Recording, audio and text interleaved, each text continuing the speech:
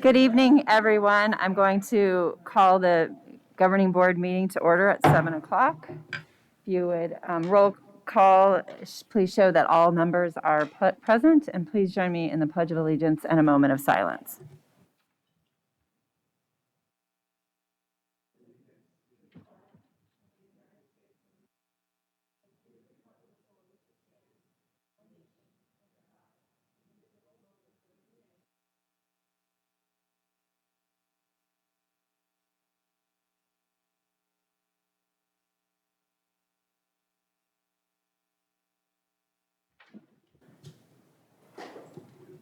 Can I have a motion to adopt the agenda? Move that we adopt the agenda as written. I second. All in favor? Aye. Aye. Aye. Any nays? Seeing none, passes unanimously. All right. We will. Did everyone's voting come up? Because mine hasn't. I didn't see the voting. It hasn't popped up yet. It has right now, okay. Thank you, Sheila. Okay, we will start this evening with our finance report with our Director of Finance, Mrs. Mock. Madam President, members of the board, I'm kind of honored to be able to give the first report of having this board all here in person this evening. We're going to start with our enrollment report. I wish that the enrollment report and the M&O budget report shared my same enthusiasm. Unfortunately, we are going to report that with our enrollment for this year compared to the same time last year, we continue to show a decrease in students from the same time of about 5.2%. Our current total enrollment is about 32,000, or at least at the end of February, was 32,174 students compared to almost 34,000 students at the end of last year. It's a similar trend. Actually, the numbers, the loss or the enrollment coming and going is similar to what we see at this time last year as well. It's just that we started the school year with fewer students. And so we're hoping that maybe some of those kiddos decided to come back after spring break, but we will be able to see that when we do our report for March. With that, I will take any questions on the enrollment report. Do any board members have questions? Yes, Mrs. Fisher? Oh, holy smoke. These are computer generated right out of SACE system, correct? We take a report from SACE and then plug it into this format. So this format does not come out of our SIS system. It doesn't come out of PowerSchool. We take a data and then put it specifically into this format, which also then includes teachers per school, per grade level, so that it shows average class size per school and per grade level as well. So that's something that doesn't directly come from PowerSchool. Okay, I'm just wondering, because I had an individual contact me, an auditor, and they said that it doesn't foot. And so, and I didn't have time to look at it. It was literally as I was driving to the meeting. So I was just wondering if maybe it was that, it could have just been a glitch. I haven't put it, maybe it does, I have no idea. We pull the report weekly and we share the report for the end of the month so since this is the March meeting, typically we would have had this report at the first meeting in March, but since that meeting was moved to March 3rd, we just didn't have these reports prepared yet. So we look at it weekly. The only thing that you would see differently is these are our tuition our non-tuition students that we are receiving ADM for.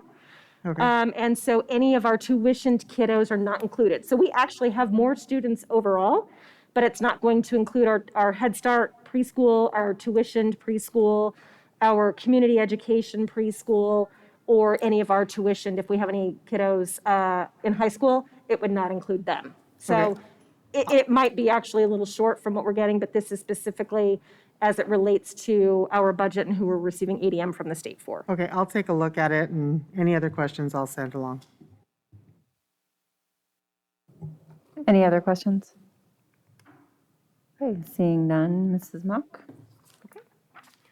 Next report for this evening is going to be the February M&O budget report. I am pleased to say that the final number at the bottom right, where we're projecting right now a negative 2.47 million, is actually less than what it was last month. We're seeing a little bit more remaining in our certified staff contracts.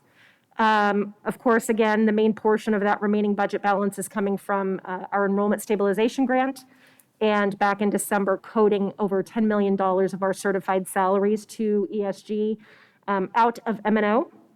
But we also continue to see adjustments to, you'll see a change in this report from last month, and that number specifically, if you look at the bottom, the committed budget balance reserved for additional budget reductions, we previously had shown that as a positive, but then through the math, subtracted it, but we just felt that that was too confusing visually, because the rest of the items in committed budget balance are a positive, but really, these are budget reductions at the state level that currently the state says we need to make. Now, that does include the budget reduction that for the percent in distance learning, that originally was just over $8 million that we know is not going to be $8 million. That was based off of the 40th day report. When we made that report, our students had been in distance learning for about 99.1% of the first 40 days.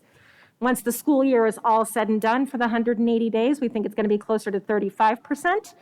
And so that would give us back about 5 million of those funds. And then, of course, there's legislation moving through the legislative session right now that would hold us harmless for that reduction. And so we may see anywhere from 5 to 8 million coming back from that.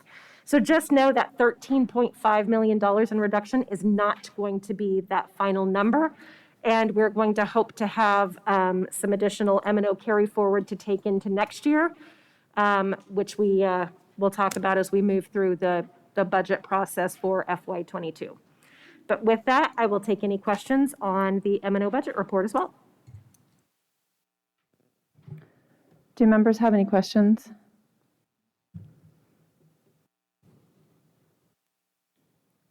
No questions, thank you.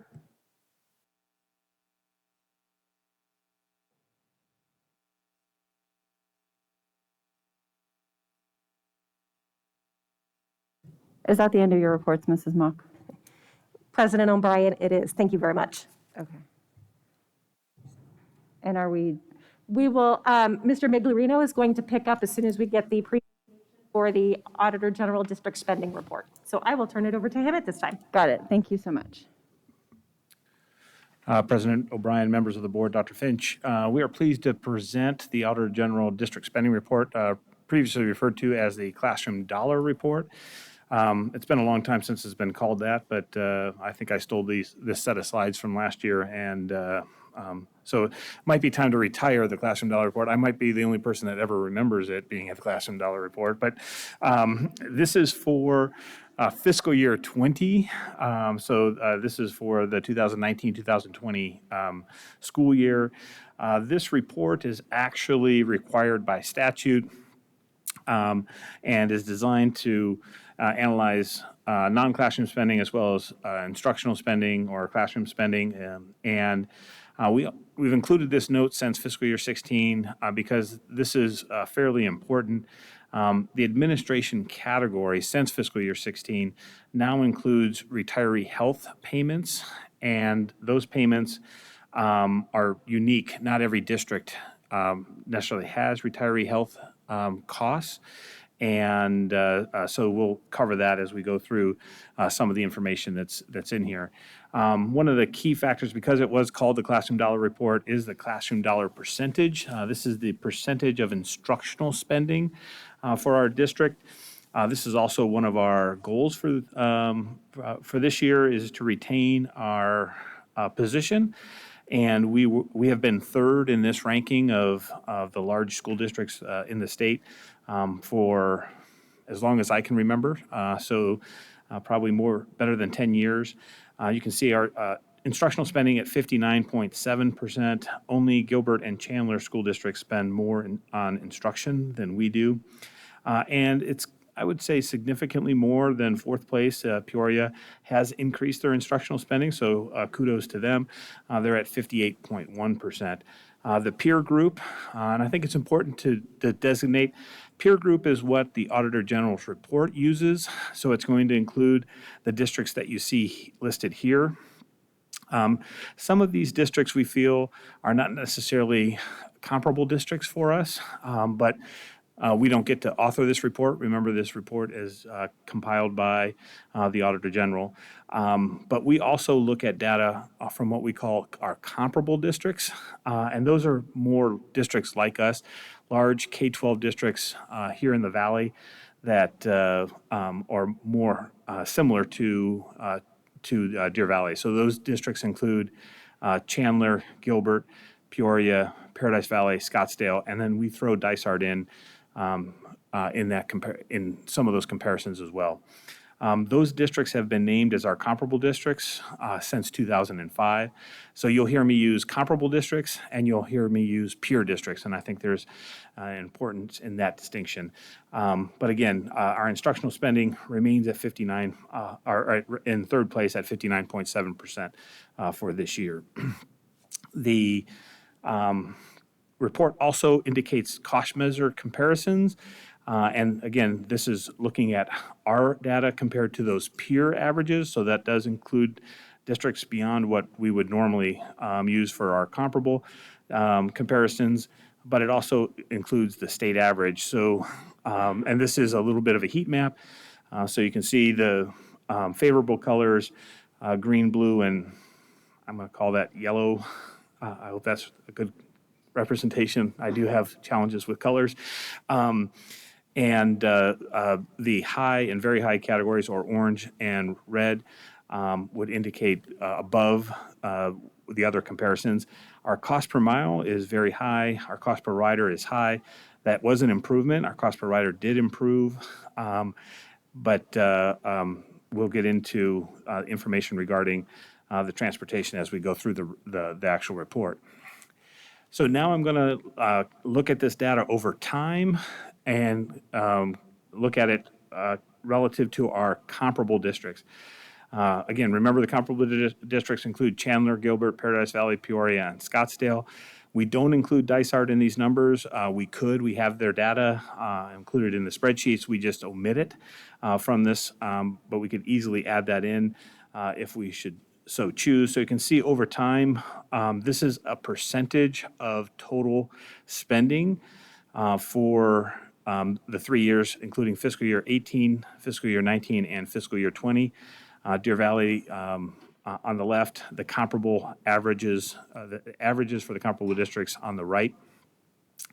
And you can see that in some cases, we're more favorable. As I just mentioned, we're third in classroom dollars, so you can see over that same period of time, our percentage is above the comparable average, as you would expect. The next slide looks at that on financial metrics as a dollar per student, because one of the things that's important to note is, although we have increased our dollar per student, especially with the passage of our M&O override, increasing it from 10% to 15%, we still receive fewer dollars per student than the comparable averages. So we received or spent $8,414 per student. Our comparable district spent $8,538. So percentages are one thing, but looking at absolute dollars is another. And so you can see those dollar amounts for both the Deer Valley School District on the left for those same 3 years and the comparable districts on the right. Next slide is our teacher compensation, and I think it's important to note that this slide had been added because of discussions of late, especially with the governor's 20 by 2020 initiative and a concerted effort on our part as a district to improve our average teacher salary. You can see that we were significantly below the comparable averages in 2018. We made some concerted efforts and have closed that gap, if you will, to some degree through fiscal year 2020. We are, and we've made even, better progress. We've made better strides towards, if you were compared against the state average. So the state average is $54,814, and our average teacher salary is $54,167. 2 years ago, that was a greater difference between the state average and our average. So we have been fortunate to be able to provide a greater than 20% increase to our teachers over that 20 by 20 plan that the governor was fortunate to provide to us. Just those financial metrics that we looked at, looking at that data over time, will also just give you some indication of not only where we were as a district, but also where the comparable districts have been. We did color code or create a heat map. So again, the red indicates an amount greater than the comparables. Green is more favorable. And the yellow is on par. So that gives you some indication of those metrics over time and how they compare to the comparable districts. Again, that would look different than if you were looking at the report, because the report uses peer districts, not comparable districts. One of the things, as you might notice, if I go back one slide, is the administration cost per pupil is, I would say, higher. It's also red at $806 per student. The comparable district spending $762. One of the reasons for that is our retiree health insurance benefit. As I mentioned at the beginning, since fiscal year 16, this is now coded as an administrative expense, even though that benefit exists for non-administrators, the bulk of which ends up being a lot of our instructional staff.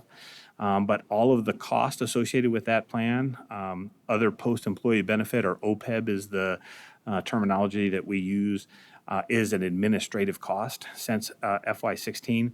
This is an attempt to kind of norm that.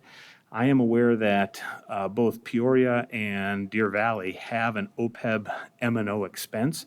Other districts do have retiree health expense. For example, Paradise Valley does. But I don't know that they have an M&O expense related to it because they have funded a trust to fund their OPEB liability going forward. What this slide does is attempt to, so the top section are our administrative costs. General administration is the 2300 function. 2400 function would be our school administration. 2500 would be central administration. So essentially think of that as district office staff. And where you'll see a difference in the lower section is where we take out the OPEB liability for both Peoria and Deer Valley. So Deer Valley's general administration or function 2300 is $4.4 million. If you remove the OPEB liability, because not everybody has it, it reduces down to $1.6 million because our OPEB liability in fiscal year 20 was $2.84 million.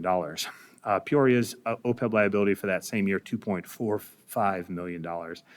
So you can see how that changes the numbers. We go from an administration of 11.6, where the comparable districts were at 10.2, down to 10.3, but the average does also decrease to 9.9. That OPEB liability is, I think it's about, I think it reduces the previous slide of this 806 to $719.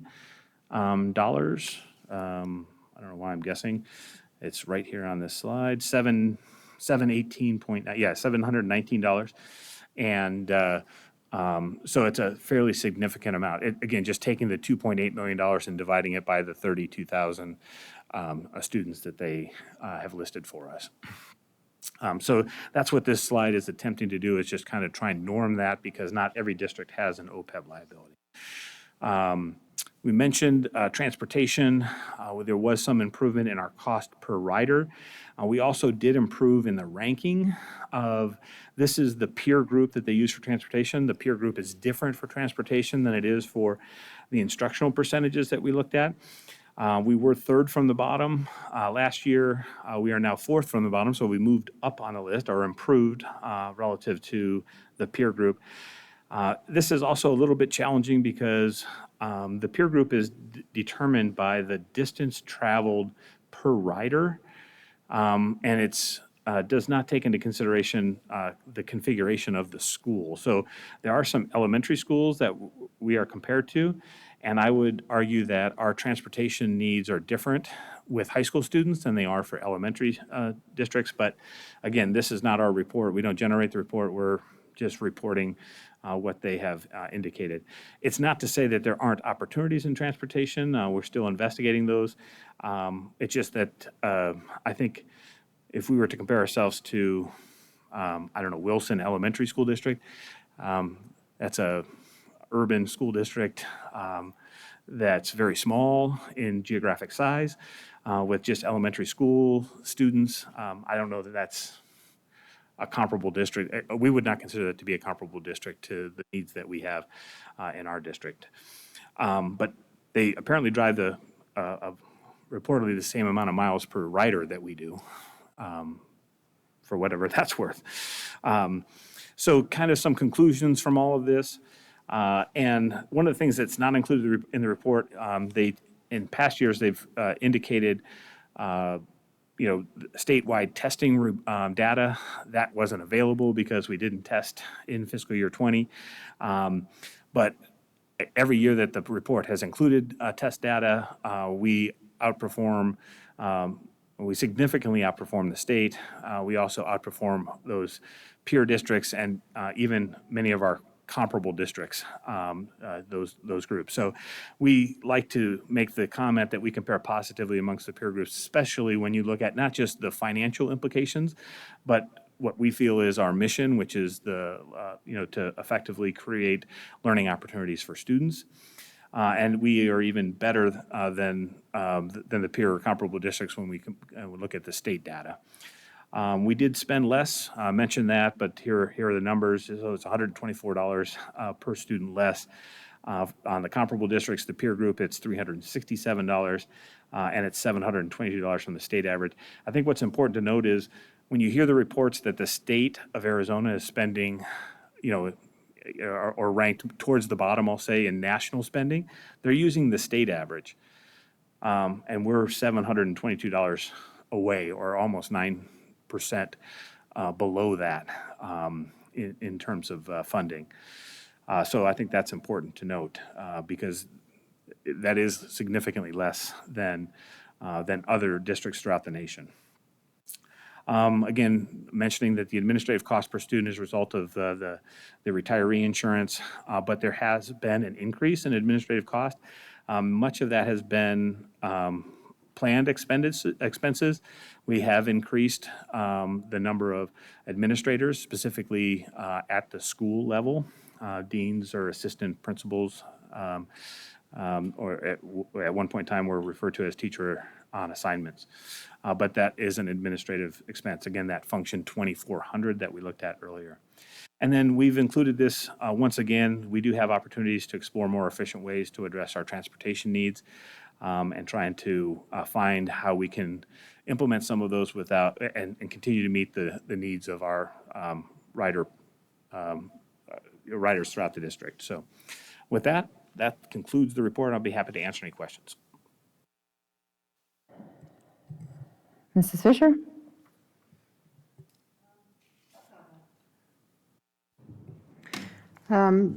Just going, let's go ahead and go with the elephant in the room with the administration and the retiree cost.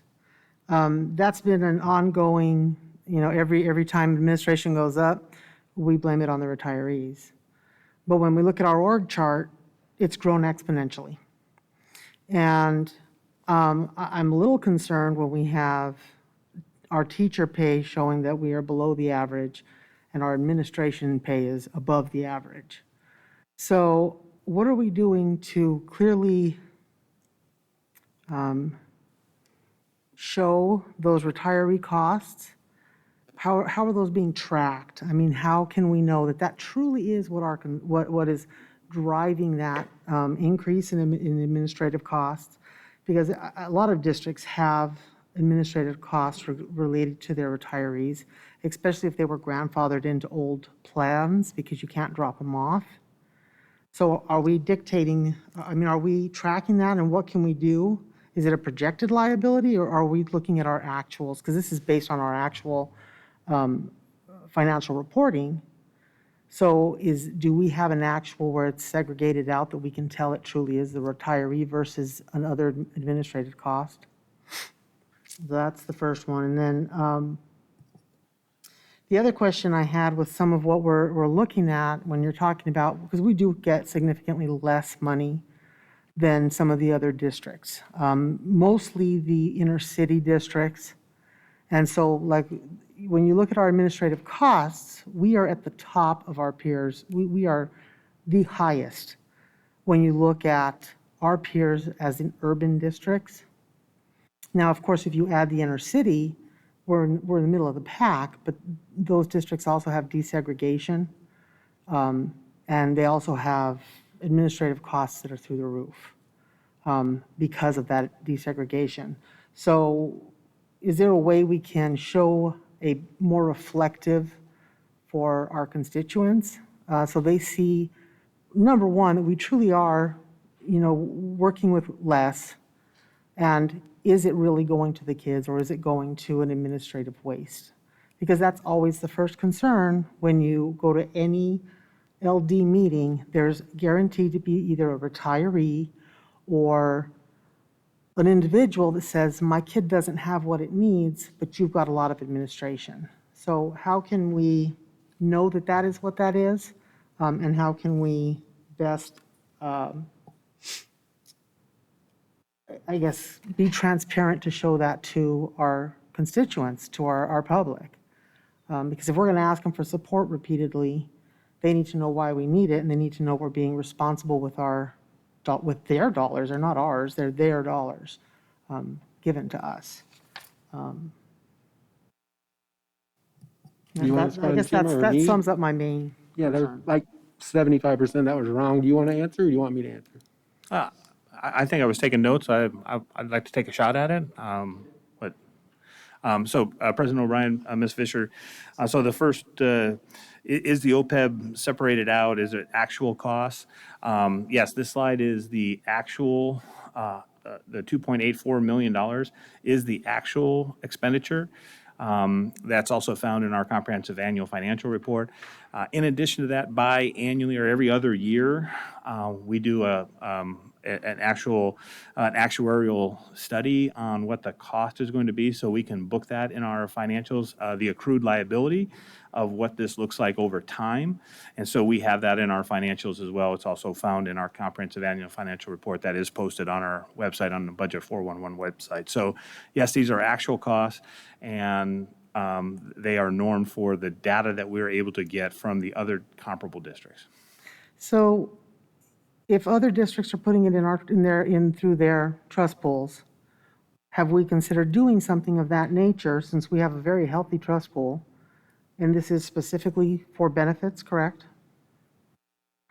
So yes, we did, prior to the pandemic, we did start to seed a trust for the OPEB liability specifically, not from I think you're referring to the Valley Schools Employee Benefit Group Trust. That is specifically for the beneficiaries of the current members. The actual health insurance benefit would be a separate irrevocable trust just for the retiree cost, and we did provide $1 million into that trust. That's the trust, that would be a comparable trust to where Paradise Valley has fully funded an irrevocable trust for their retirees to be able to provide that benefit. Do we have a date expectation of when this will phase?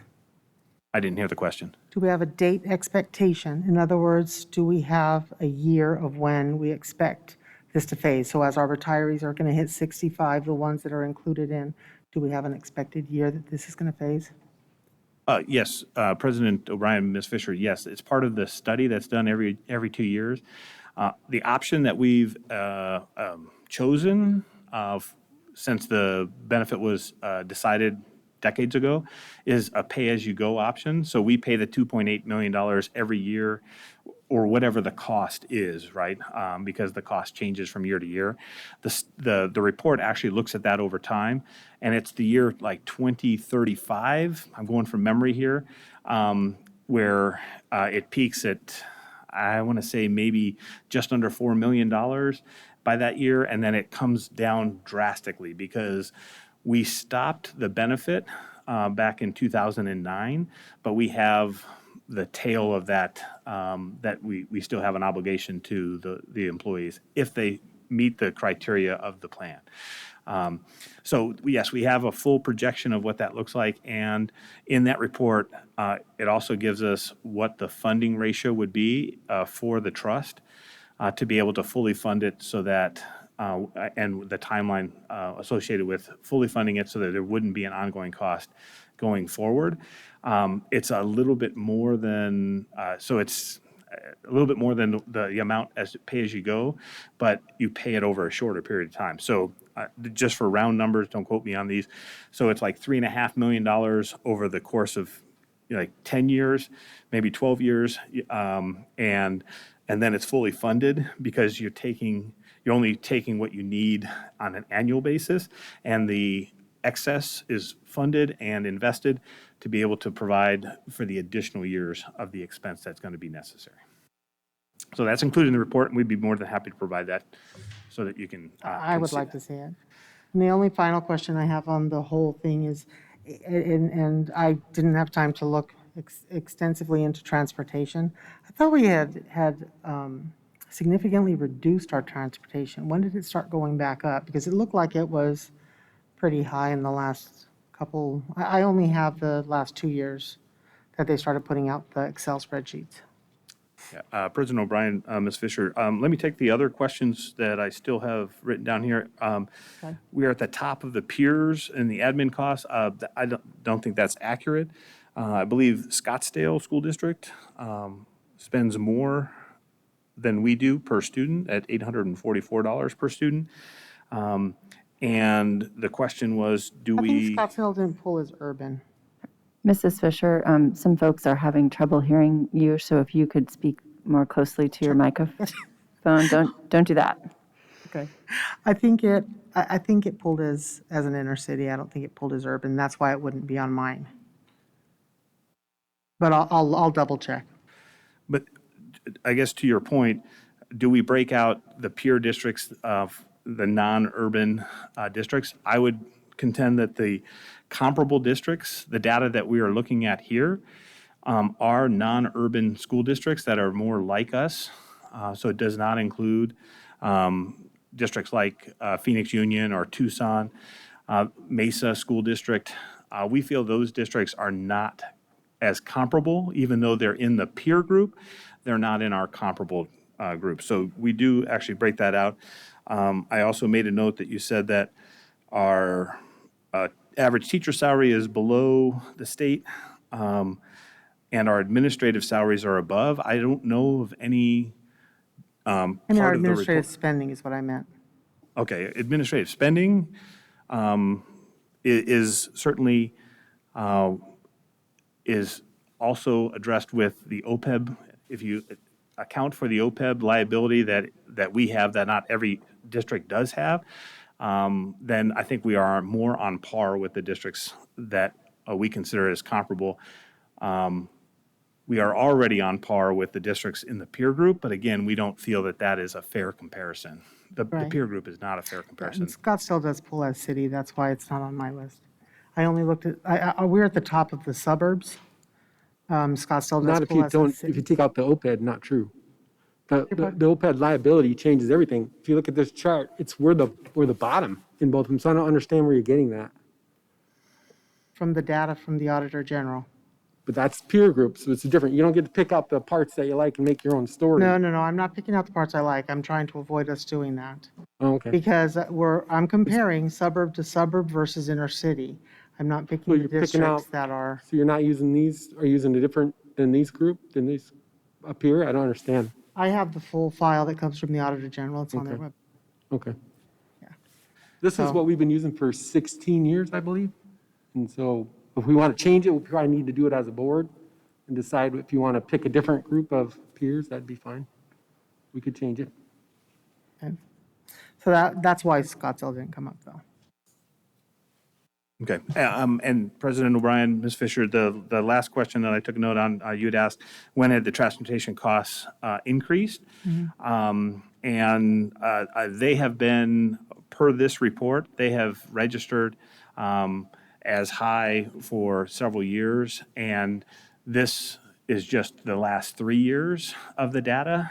So you can see relative to where we were with, again, comparing ourselves to the comparable average. This would be much different than the peer average. So we have made some improvements, and I recognize that our transportation staff have made concerted efforts. But then we also have faced other challenges when it came to transportation. Filling vacancies became a greater need for us, so we had to make additional adjustments to salaries. And so our salary expense has increased of late, specifically within I think transportation. that's what I'm referring to, because I remember when it dropped just after we hired Ernie. We had a significant improvement. And I'm just trying to get caught up on transportation for the last couple of years. So thank you, I appreciate that. Mrs. Paperman, do you have any questions? Yes, I do. So administrative cost is 2.84 you mentioned. That's on the chart over there, 2.84. So administrative cost, I know like some people like perceive, if they don't understand what administrative cost is. Yes. Sorry, Mrs. Paperman, everybody needs to pull their mic Oh, closer okay, to their sure. mouths so that we can hear Sure. you. It's just like when sorry, not for you, Mrs. Paperman, because you don't remember, but you have to put your face mask back on. I'll put it, Yes, keep your face mask on. You just have to talk closer to the microphone. okay. Thank you. Okay, so administrative cost, so it says 2.84. So to categorize administrative costs will include not just administration personnel, it will include secretaries, so there's a category of that. And and then when you add the numbers, and that's where you come up with 2.84. President O'Brien, Ms. Paperman, that is correct. So that includes all of the retiree costs for the continuing benefit of any employee that qualifies, regardless of what position they held. So yes, that could include a secretary, a bus driver, a custodian, could also include an administrator as well. But any employee that qualifies for that benefit, that expense is coded as as general administration. Okay. So another question, so we receive funding from ESSER 1 and then ESSER 2. Are those allocations going to be included in other areas in the buckets, actually? President O'Brien, Ms. Paperman, that's a great question. So any federal stimulus money that was received, related to whether it was the enrollment stabilization grant or any of the ESSER federal stimulus dollars, is not included in this fiscal year 20 report because we had not received it. Okay. But in future reports, we do anticipate that those dollars will be included in the Auditor General report. They just weren't included because they were not received in that year. Okay, even ESSER 1, like so ESSER 1 money, we already have included that from before? It wasn't included by the end of this year, fiscal year 20. Remember, this is for the 2019, Okay. 2020 school year. So we had not received it nor spent it, so it's not included in any of these numbers. Moving forward, when we look at this a year from now, if we can remember back that far, yes, we should be having a conversation about the federal stimulus dollars that were spent in the report that will follow a year from now. Okay, thank you, that's all. Mrs. Reed? Mrs. Ordway? Mrs. Paperman, when you were talking about the different secretaries and so on, you were referring to those that would be included in the group of administration costs, not just the benefits from retiring, but the actual, like, administrative means I'm administering something, I'm not the administration. So I think that was the clarification you were looking for?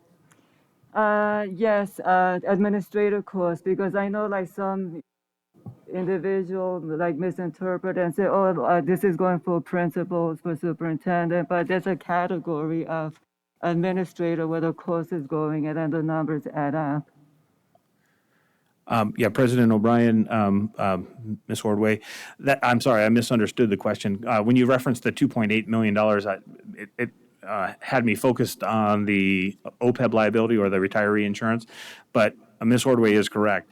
Within each of those categories, it's not just administrators, especially might be easier to demonstrate that within the 2400 category, function category, that is school administration. So that includes all the front office staff at a school, not just the principal, just as a for example. Thanks, Jim. And Jenny, I just wanted to make sure it was clarified because it's a really good point because people hear administration and think of, 12 people as opposed to the probably 1,000 people or more, because Jim, shake your head yes or no if I'm close, that are actually part of that cost. Is that all? Mr. Miglerino, I had one quick clarification. When you were talking about some of the administrative costs and said that we had increased, I believe it was some assistant principals or teachers on assignment. I think it was the teachers on assignment. Was that, if I recall correctly, was that because some of our principals were asking for additional staff in lieu of salary increases? So they made a trade-off. Can you verify that's correct, or is my memory incorrect? No, President O'Brien, you are correct. I might defer to Ms. Moffett. I think I saw her shaking in the affirmative, but I think we changed the staffing ratio as well, and that was done because there was a request for additional support, especially.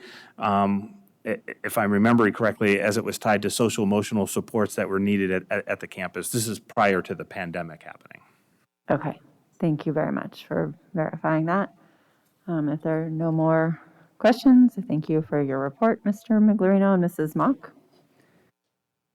And that means we are at the return to school report, and that would be Dr. Zerbach and team. Good evening, President O'Brien, members of the board, Dr. Finch. Heather, I'm not so sure about you getting to be first, so I'm still ruminating a bit over that, but I'll make it through it, President O'Brien, on that. Okay.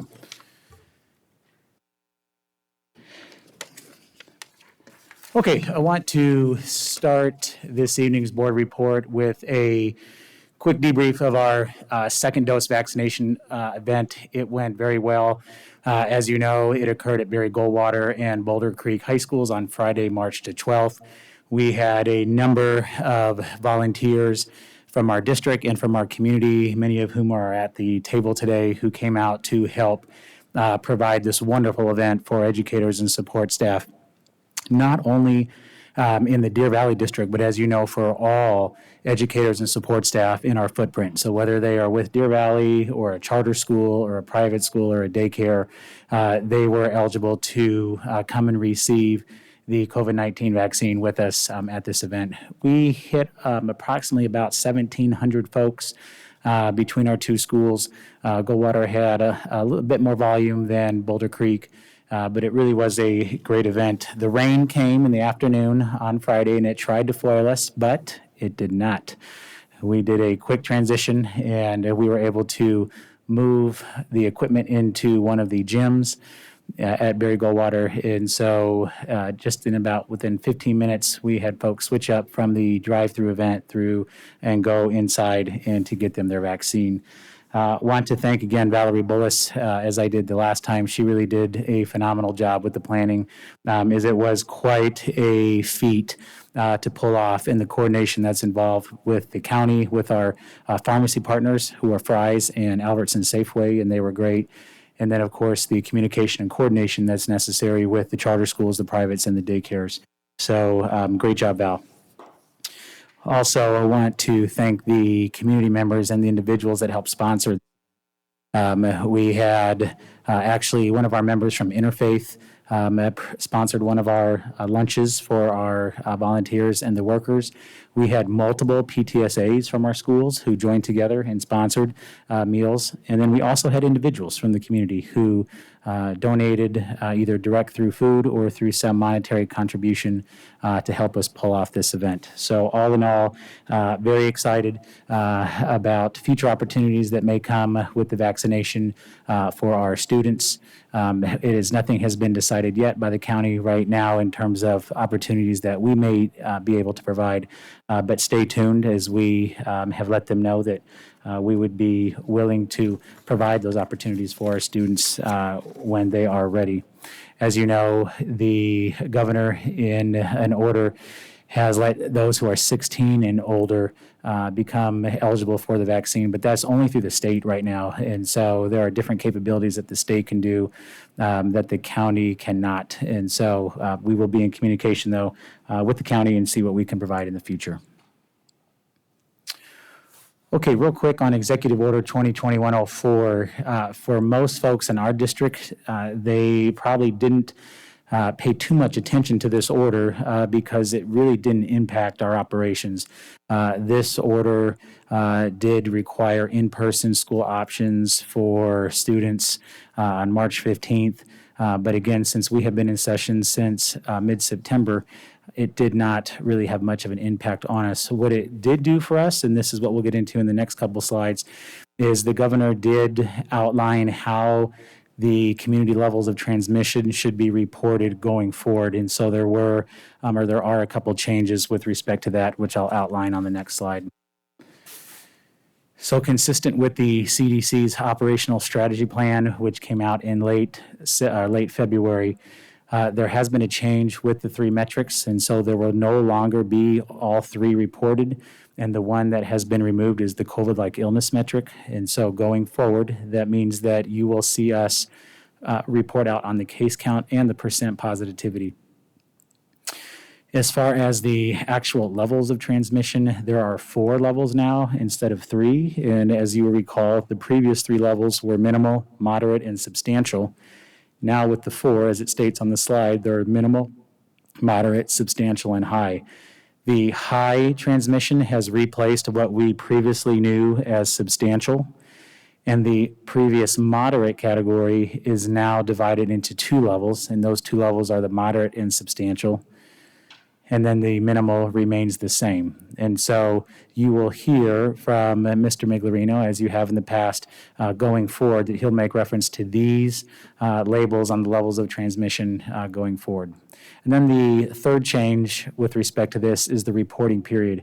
Whereas in the past, there was a 2-week delay, you'll recall, with the data. And so they are now going with a 1-week delay instead of 2. And with that, I'll ask Mr. Miglerino if you could speak to this slide and give us a quick debrief here on where are we at with our metrics. Thank you, Dr. Zurbach. The case count is the graph on the left. This includes a period through, I believe, November. So you can see a steep decline of the case count, landing at 52.91 is that number. Just above the minimal threshold, so in the substantial threshold, but not Just above the moderate. Just above the now moderate. Yeah, moderate, I'm sorry. The moderate, thank you for the correction. We anticipate that if it continues on this trend, that we will be in the minimal transmission with next week's report. Remember, this data gets reported each Thursday morning, so we might know something in the next 2 days. The positivity rate did slip into the minimal transmission. Many of our zip codes, we also look at this data by zip code as well, are even below that 4.27, which is the number for last week's reporting. So we did see, again, significant improvements in both case count and positivity rate for this report from March 18th. And the next slide is the epi curve. This is the predictive model that you've heard Dr. Zurbach mention on a number of occasions. You can see the graph showing the peak there is when transmission was high as a result of a lot of the holidays. So that's end of December, beginning of January timeframe. That graph showing that steep decline since that period of time follows the data that we just looked at for our district. This is not specific to our district, but this is a good predictive model for what's happening at the county, and the data is more current than the data that we get from the weekly report. So this is a 7-day average, a rolling average that they look at. So we were pleased to see that it continued to decline as much as it has. In speaking with the county, we do believe that will plateau at some point in time. So we don't expect it to continue to decline, but we're not disappointed that it is continuing to decline. In our conversations with the county, they believe that is due to many factors, not the least of which is the vaccination distribution. So with that, that's the report on the data for this period. Thank you, Mr. Miglerino. As we have reported in the past, I do want to make sure that folks know, and it was a board request as well, that we do have our COVID-19 district dashboard. It has that very friendly URL that we have cited many times in the past, and so that's updated each Monday. And that dashboard contains active cases for both students and staff on our campuses. We also have some lines on that particular dashboard for our district office and for our transportation as well. And the district office, it contains a number of buildings with that. And so usually about 4 p.m. is when that gets updated. And so we communicate that to our parents as well each Monday in that parent update. Okay, this next slide captures what we are doing for the community in terms of offering COVID-19 testing. As we had done in previous months when the levels of community transmission were higher, we again are bringing back free and convenient COVID-19 testing, particularly due to the spring break that we have had, not only here, but we know surrounding districts and schools have had their spring break as well. And so we have that testing. It will be tomorrow here at the district office from noon to 5. And then we will repeat that same offering next Wednesday as well on the 31st. And again, that is for anyone in the community to take advantage of. So it can be a student, it can be a staff member, or it can be any community member that doesn't fit those previous two categories. And so for that information, again, we have a very friendly URL, that dvusd.org/COVID testing, where they can get more information. So we encourage folks to take advantage of that opportunity. Okay, and then this next slide with our CDC updated guidelines, there have been some pieces that have been updated over the past few weeks. The first one was the operational strategy plan, which we already have covered. And then there was also the recent update about the distance minimum requirements that the CDC believes. And so I just put this slide up on for everyone to see. This is the cheese slide, and this has been shown in many of the mitigation webinars really since the start of when this began, as far as the different strategies that are used. You may recall Mr. Miglerino has also made reference to the fact that there's no one particular strategy that is the silver bullet, if you will, for all. It's the package, if you will, of the various strategies. And so that is captured in a visual form here in this multiple layers to improve success. And so we continue to implement these strategies in our schools and at our district office. And so with our case counts declining, I know that there have been some questions regarding will there be changes with respect to, for instance, mask wearing or hand hygiene or physical distancing. And so at this point, there is no change to that mitigation plan. That mitigation plan has been successful. I'm knocking on everything every time I say that so far. And so we look to continue implementing our plan, which has yielded this success. In addition to this, this is what the public health authorities are recommending to us and stating to us that we need to continue what we have been doing. And so we will continue to listen to their recommendations for mitigation and implement them as they communicate them to us. This next slide contains information about spring events. Again, this has been a request of the board to make sure that we are providing updates to both you and the community. And so I want to begin with the high school activities. Graduation is one that I made mention lightly to in the past, and so I did have the first meeting with the representatives from State Farm Arena for graduation. And so we will be moving forward with the plan to have our graduation ceremonies at State Farm. And so I am certainly excited about that. On a positive piece, the number of tickets has been increased over what they were proposing last year. And so by and large, the plan is the same as what they were proposing last year. So there will be mask wearing, there's physical distancing, hand hygiene, et cetera. But they have increased the number of tickets so that our larger high schools should be able to at least have 4 tickets per graduate. And so that is a very good thing. As far as our AIA winter sports season, that did conclude. We had several teams that made the playoffs. We were excited about that. We also had a state champion wrestler there, and so that was pretty exciting as well. And it's exciting to say that we really did have minimal disruptions again in this. And so I credit that to the coaches, to the ADs, and to all of the staff that helped that winter season happen. And so it was a good thing for our student athletes, as it really does help support the social, emotional state for them. And then spring sports, we will continue offering our sports, and so they are underway. We had a few teams engage in competition at the end of the week before spring break. We had a few more teams begin their competition during the week of spring break, and we have all of our teams now in action this week. And so we wish them the best for that. And we also, again, I knock on something that we have minimal disruptions for our spring sports teams during this year. And then our performing arts as well. I believe I've communicated this before, but we will have some performing arts ceremonies that will be in person, and we'll have some that will be virtual. And so it depends somewhat on the type of event that they will be providing, and that's also campus specific. And so, but there will be both.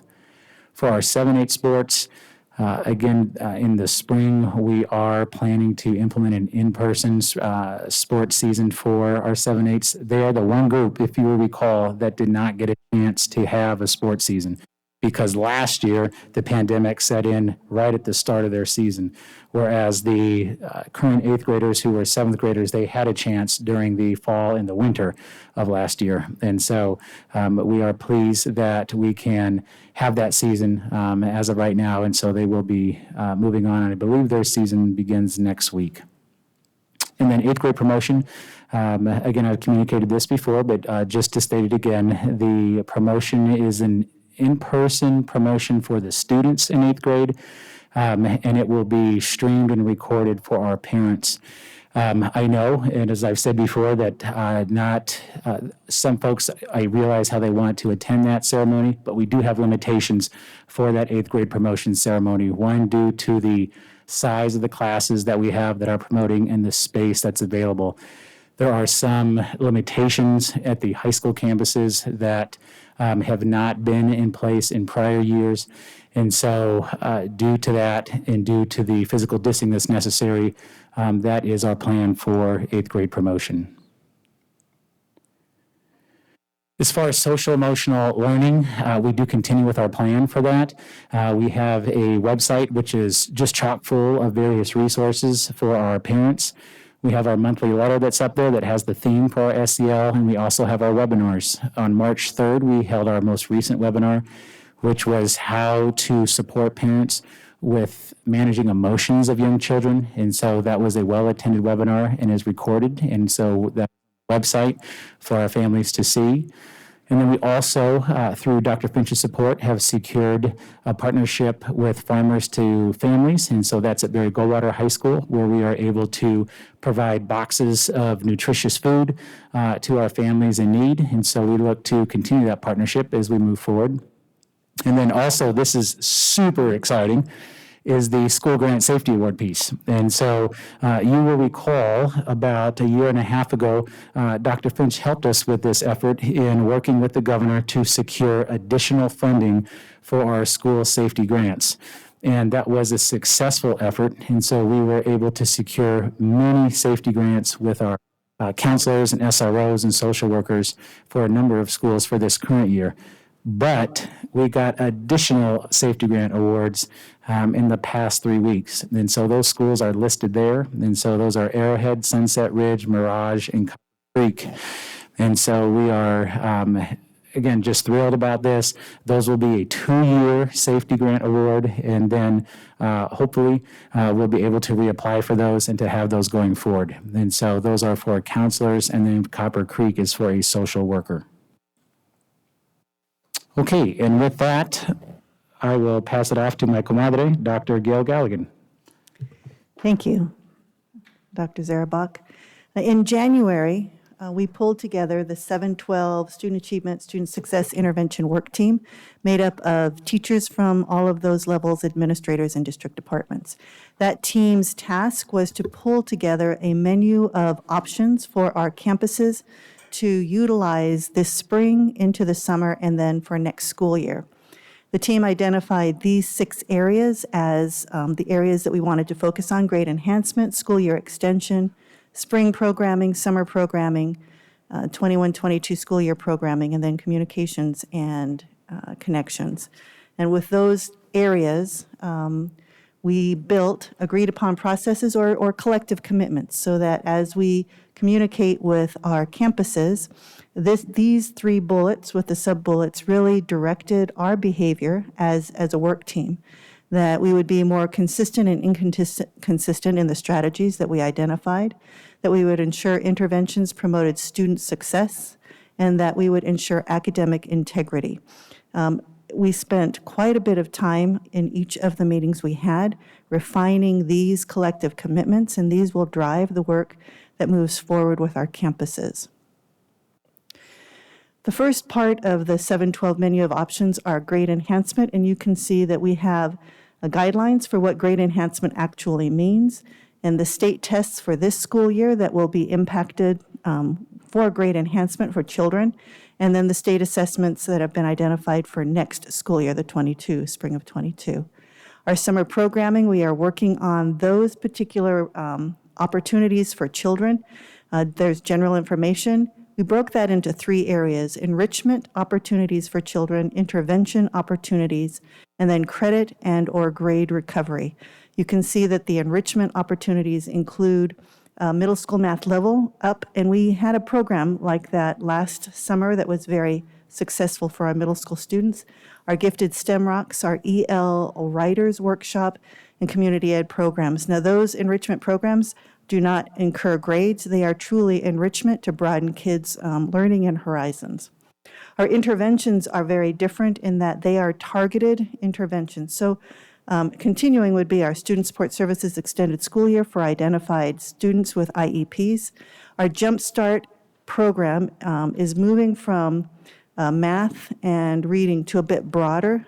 It will be regionalized, and more information will come out about that at one of the next 2 board meetings. The intervention programs are specific to identifying targeted skills that students who have been identified will receive, so as they move into next school year, they have a greater chance for success. And then our credit and grade recovery are fairly similar. We have our middle school summer school, our high school summer school, which is an online program, and then, of course, we have our high school pathways program, which is our afternoon evening program. In general, our credit recovery courses are fee-based. At this moment, our middle school summer school will not be fee-based for this upcoming school year. And as you know, our pathways course is also not fee-based. So we are working to provide offerings for our parents and our children that do not have a financial cost to our parents. Then if you look at course extension, when we worked with the middle school and the high school teachers, the middle school schools felt that the middle school, summer school really provided that extended school year, and they didn't feel that anything further was necessary. However, our high schools really did work together, the 5 of them, to identify a way to extend the semester, specifically this spring, but also in the fall. So we will have an ongoing systemic process for extended school year that will be either 1 or 2 weeks after the semester ends, that they can provide students who meet a specific criteria. Let's say it is students who have a 49 to 59%. They have the opportunity to extend that school year for that period of time, identify the areas that they had gaps or were not showing success against a standard, and make that standard up or show that new learning, and then be able to have a grade that shows a passing grade. So course extension in this manner is specifically to high school. The next 2 areas were focus groups and surveys. And in the past, you may remember, if you had been on the board 5 or 6 years ago, we did do some focus groups with high schools, focus student groups. And we feel very strongly that talking with our students who either have not been successful or who have been disengaged or who generally do well but have really struggled this year, just to find out what can we as a district do to provide them either motivation or ways to recapture lost learning and lost credit. We also talked about other ways of identifying our parents. So sometimes our kids will give us one way of thinking about things, and then our parents will give us a different one. So we want to make sure that we have really worked with both stakeholder groups to identify how can we help support our kids this summer and next school year to address the loss of credit that many of them that typically may not have had in the past previous to the pandemic year have had. And then the last section is connecting with students. And we really wanted to broaden our understanding of mentoring and how we can offer mentoring either with internal folks and potentially external people. So those will be some areas that we'll continue to explore and our campuses will be able to explore. And then working with our counselors and other support staff, we know that we have so many ways to intervene for children, and we provide opportunities and programs for them to be successful. Sometimes children either don't know about it, parents don't know about it. Sometimes our counselors may not think that this is a good fit for a student. And so we really want to work carefully and closely with that support staff and our counseling group to ensure that the programs that we have are a good fit for our middle school and our high school students. So this is a menu of options that, as I said, middle and high school teachers and administrators worked on, and we'll be sharing this with all of the middle school and high school folks at the level meeting this upcoming Thursday. And then the last thing I wanted to share is that we are pulling the Return to Learning team back together again. And I am so very thankful for the administrators, teachers, and others who are part of this team.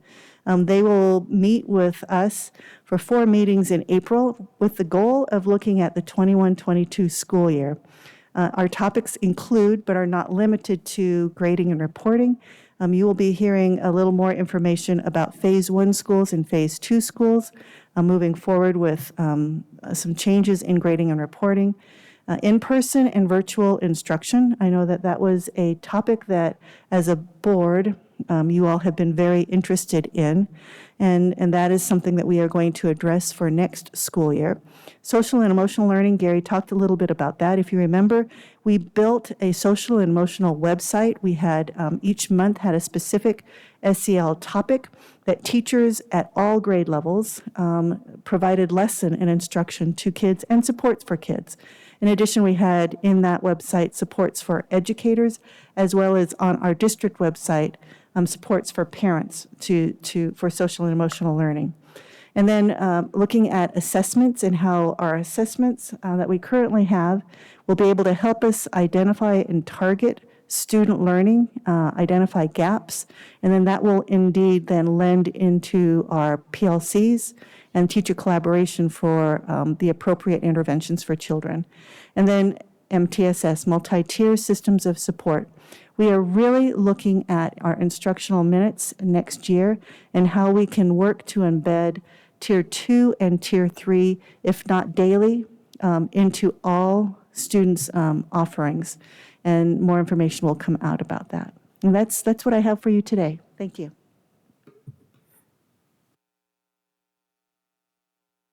Good evening, President O'Brien and governing board members. Just a few things for you from the human resources world. We want you to know that surplus is closing. We only have about 2 employees that still need placement, certified employees, and those are unique positions and sometimes take time to find the perfect spot.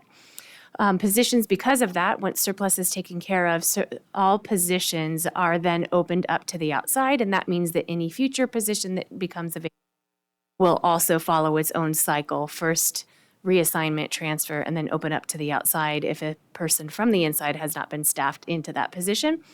Also, we will be holding our second annual DVUSD Job Fair, April 16th. This is scheduled for a 2-hour period of time. And just a reminder to the board and anyone listening that this was actually a very successful event for us last year. And the vendor that we are partnered with has also offered an additional opportunity. So we don't know exactly when that's going to be scheduled yet, but we can follow up after April 16th with an additional fair, not only for certified positions, but also classified positions. And then, as you know, contracts went out right before we went into spring break. Our certified contracts are due back on April 7th, and our admin and exempt contracts are due back on April 9th. We will provide to you a board update this Friday, letting you know where we are as far as percentages returned. And then once all contracts are due, we'll let you know what is percentages planned to return. So again, the first one would be how many have signed. And then the second round of information will be how many people have resigned out and how many positions would we be recruiting for overall. A couple of other things to know. Mr. Miglerino and I met with Director of Payroll this morning. They do intend to open enrollment for employee benefits on April 19th, and that will likely extend through May 7th. And we also want you to know that we are planning for staffing still around DVOA and DVOLP. Dr. Galligan and her crew are going to be opening up enrollment for that campus for next year on April 1st. And we will hopefully do a heavy push for the beginning of that enrollment period so that we can look to see if additional positions need to be added over to that campus for mostly the K-6 population. And then always, we want to remind all of our employees listening that they do have the responsibility of reporting anytime that they are feeling symptomatic, COVID symptoms, come in contact with anyone that is tested positive for COVID-19. And please remember that even if you have had the vaccine and your time period after the vaccine has passed, you still do need to report both of these things to the Human Resources Department. Thank you, Jenna. And with that, President O'Brien, that concludes the report. Thank you so much. Mrs. Paperman, do you have questions? Yes, I do. For the return to school, I just have a question because I know everyone is required to wear a mask in the classroom. So I know I received an email from a parent concerned. Do students get a mask break, during the school day, or do they wear a mask the whole time within the school day? Yes, Ms. Paperman, I can answer that. The students do receive mask breaks throughout the school day, and that is part of our safety plan. Okay, perfect. Okay, that's all. Thank you. Mrs. Fisher, you have any questions?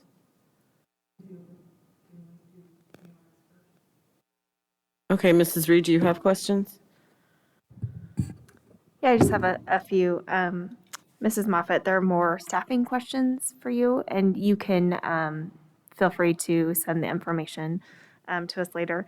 But I did have a question that was sent to me about deans and about how the process was this year about who was able to keep their dean and all of that information. So if you wouldn't mind just sending out the process again, and then also include any information about when if a school loses a dean and then gets more students back, what that process would be to be able to receive additional support. My concern is, I know that we have had some enrollment issues, with students going other places, but I know that our schools specifically asked, like Mrs. O'Brien said, for additional support. And I know that those problems or those issues still exist on those campuses and may have increased more because of COVID. And so I want to make sure that our schools are supported with all of the needs that they have. And then when we get to after our final contract date, if you wouldn't mind sending us in the Friday update how many vacancies we have, that would be helpful. And then with our exit surveys for staff members that are choosing not to return to DVUSD, if you could provide that information as to why they're choosing to leave, if it's retirement, if it's due to stress in the job, all of that. I think that would be helpful information for us to know. Thank you. Mrs. Fisher? I just have a couple of questions pretty much from the community. Some of them, I did meet with Dr. Finch, and I had asked the question, but, and I had directed the parent back through the system. But it's a kind of an ongoing question is regarding the testing that we're going to be doing. Students are staying online because their parents don't want them to be masked. Is there an option for them for testing with, is there another consideration? Because they don't want to mask their children. And they indicated they've gone through the system and they have not received a response back. So is there a place we can direct them, or do we have any additional information for them? And then pretty much everyone is sending me different questions regarding the masks. Is there another option? We have children with having severe headache problems, children having visual problems. If they come to school, they're having the headaches due to the masks. If they're online, and they've tried blue screen filters, they've tried, because they've tried a lot of different things. So are we going to have an option? Because we've asked the question, it's kind of, we don't know when masks are going to go away for Deer Valley.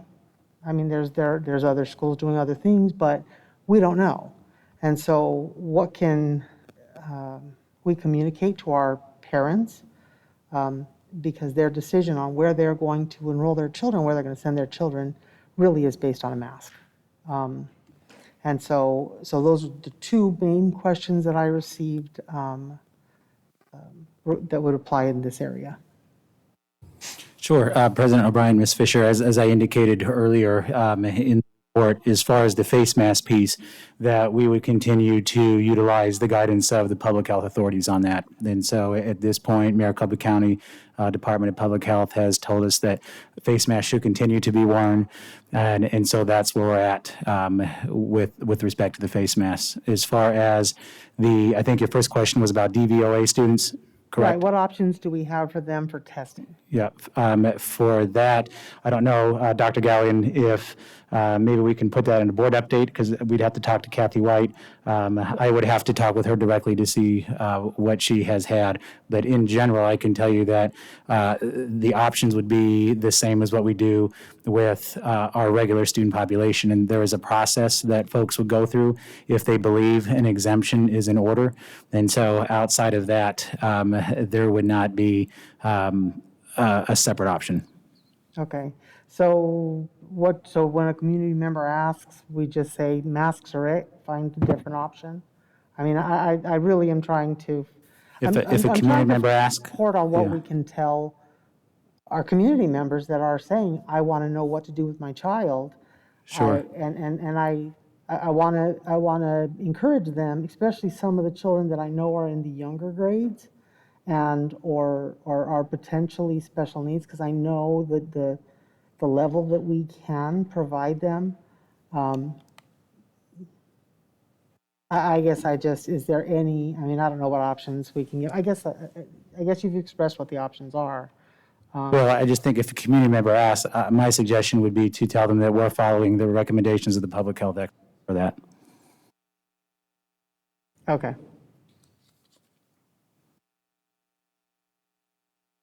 Is that all, Mrs. Fisher? Mrs. Ordway, did you have an opportunity to ask your questions? No, I just, at this moment in time, just checking, the county does still have a mask mandate? Is that correct? Yes.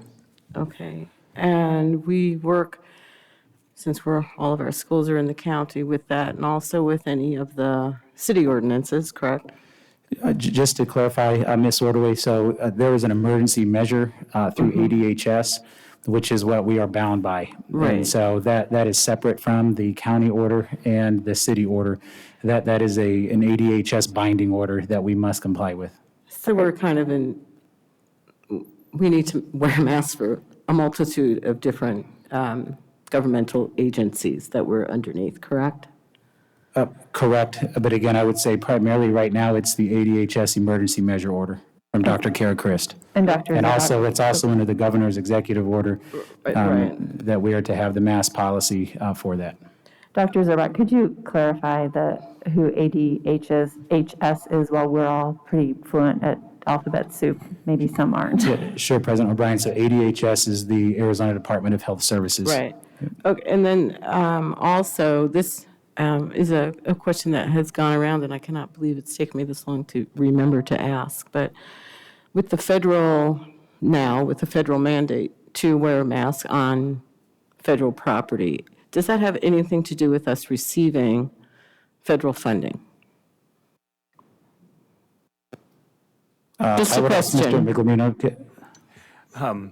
President O'Brien, Ms. Ordway, the only restriction that we're aware of is now we're bound for the federal requirement for transportation purposes. Okay. So for transportation purposes, for sure, we are bound by the requirement to have masks while we're transporting.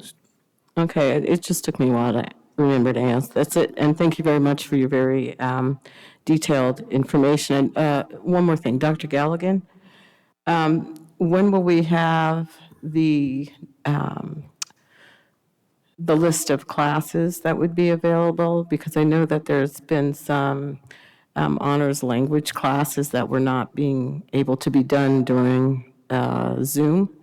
So, and I'm not going to, I don't know all of them, but whatever hasn't been able to be offered at this point in time in Zoom, will we try to make that available so it can be made up over the summer, or how will we do that? President O'Brien, Ms. Ordway, we'll have a list of the courses that are offered both for DVOLP as well as Pathways. And we'll have that for you more than likely no later than the end of April. All right, perfect, thank you. Thank you, Mrs. O'Brien.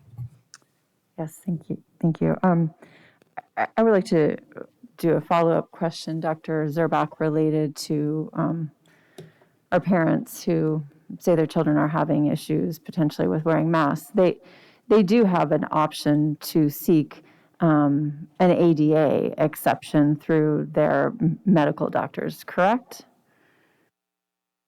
President O'Brien, yeah, we have a process that we have where the parents can work with the nurse, and there is a process that we have gone over with legal for that the parents can follow if they is in order. Okay, so there is that option Correct. for them to work with as well their as the online school option. nurse as well as our online option. Okay, thank you very much. And then related to our social emotional learning,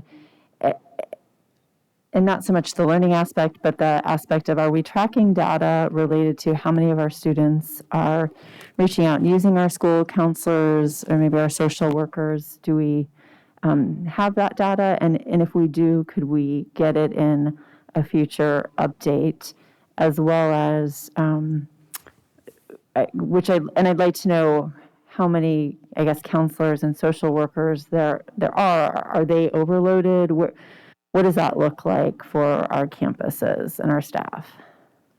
Sure, President O'Brien, I can get that information for you for the board update. I know that some schools do track that. I couldn't tell you definitively that all schools do it, but I know some schools do it, so I can check with you on that. Okay, and Dr. Finch, maybe you guys as a cabinet could discuss if that's a data point worth tracking. And congratulations, by the way, on the safety grant. It is exciting to hear that we're going to get additional resources to help with the social and emotional well-being of our students. That I know that all years growing up are kind of hard, but the pandemic has been especially hard for everybody. President Ordway, our counselors at middle school and high school, we track every semester the times that our counselors work with kids in 3 different areas. And then we also have, we track the wellness counselors at the high school, so we can pull that data for you. Okay. Specifically, we can do that for last semester, and then at the end of this semester, we can bring that information to you as Wonderful. Thank you so much, Dr. Galligan. And then related to the upcoming work that the return to work, not return to work safely, I didn't go back far, return to learning committee is going to do. I received an email today. I didn't get to do quite enough, read it to the detail I would have liked, but it was in reference to some new grading policy that's coming. And I apologize if I've missed this in an update or something that was sent out, but if you could resend what is coming. This parent was incredibly concerned. Their student is incredibly concerned. It's a high school student. I'd like to be able to have that information before I try to reply to any parents that are concerned about what's coming down the pipe for next year. President O'Brien, there's already information in this week's update about that. In the one coming. Okay, great. Thank you so much. Appreciate that. Last call for questions or comments.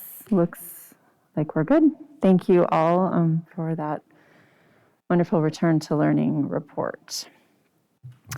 We're going to move on to call to the public. We have 2 or 3, I can't remember how many. We have 2.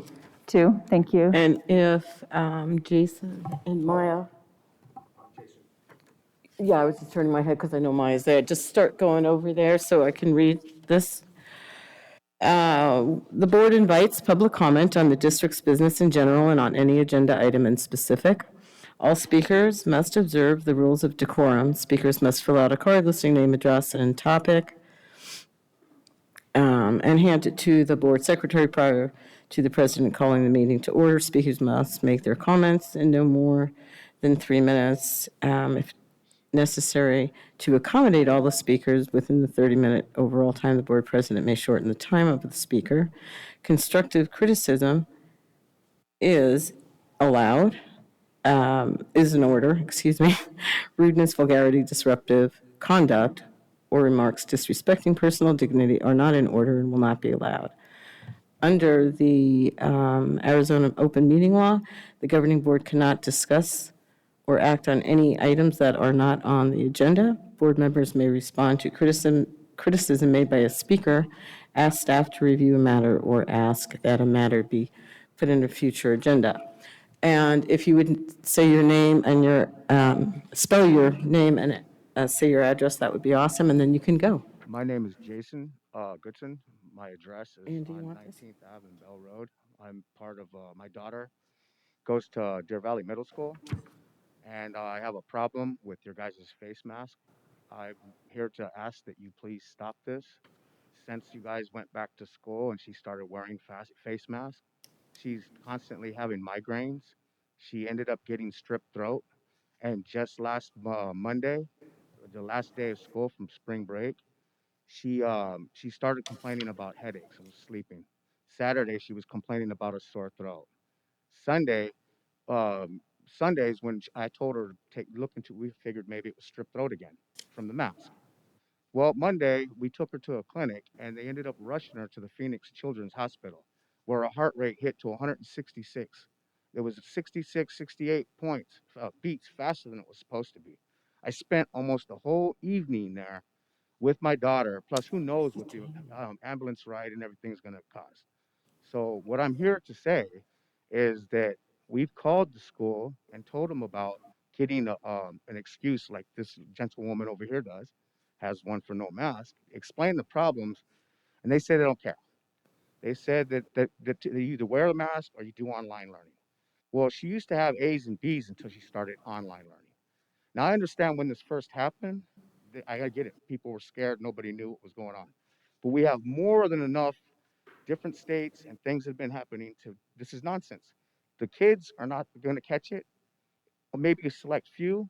So I'm here to let you know that starting tomorrow, because tomorrow she has a cardiologist appointment because of what happened. I'm done. I'm pulling my kid out.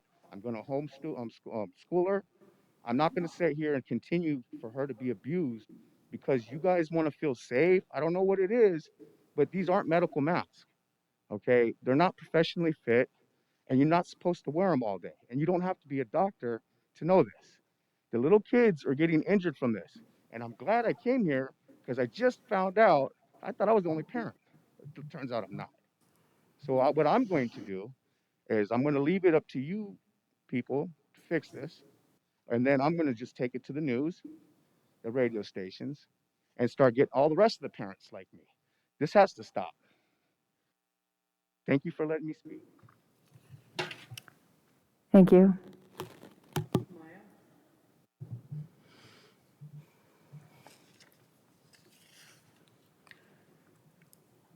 Hello, my name's Maya.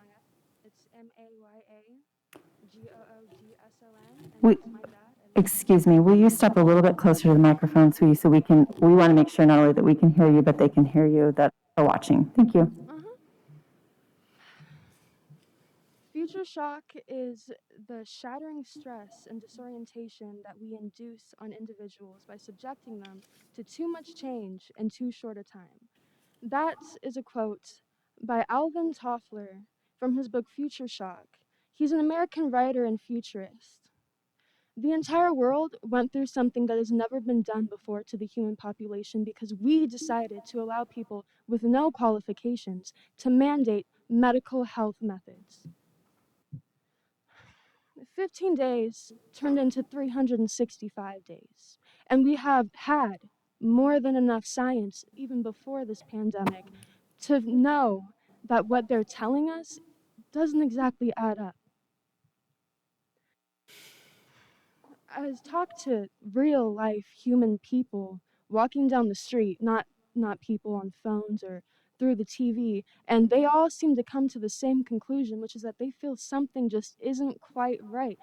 But I'm just following directions. I'm just listening to my superiors.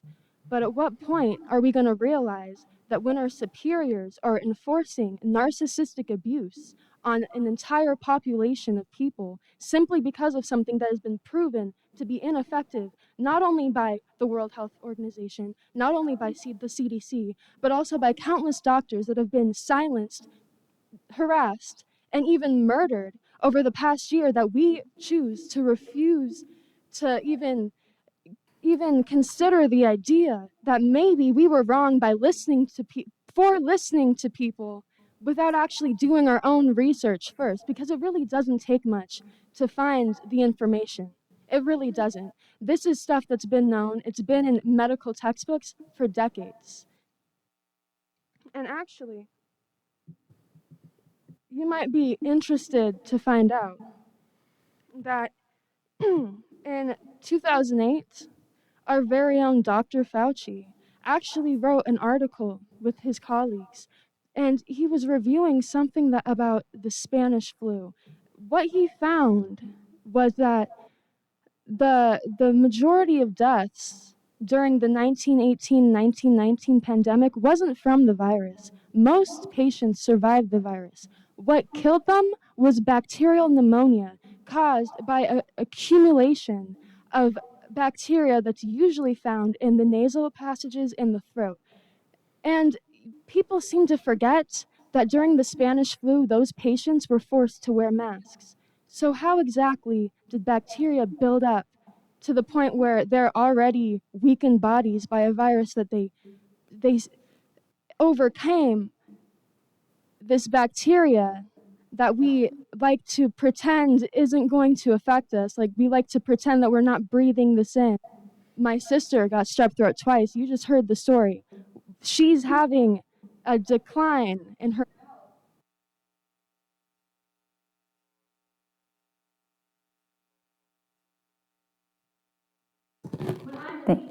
Thank you for your time. And don't be surprised when you start to see exponential decline in the students in your districts, because parents care about children's health more than government funding. Okay, may I have a motion for consent agenda?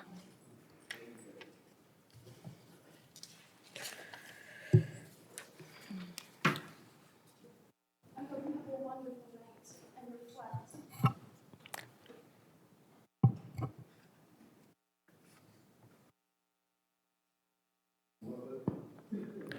Mrs. O'Brien, are we going to move to 5? Yes, consent agenda, please. Pardon me? Consent agenda. Yeah. Okay, hold on 1 second.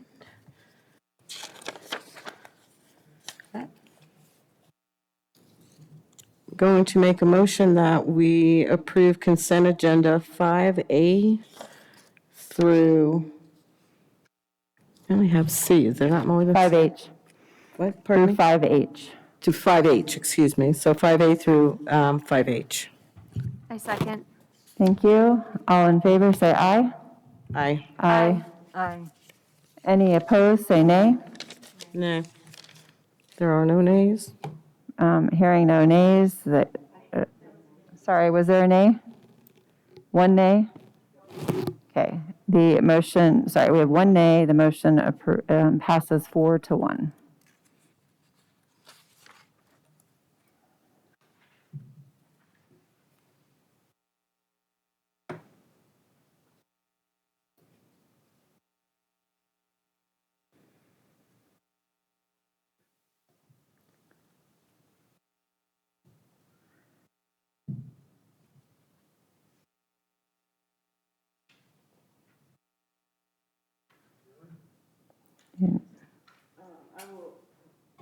Yeah, I'm good. I'm sorry.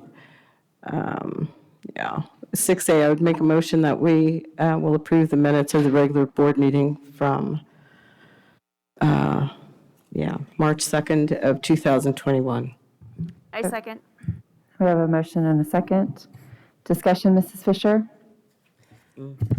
I requested that this be brought Thank you, Dr. Fitch. out of the consent agenda because I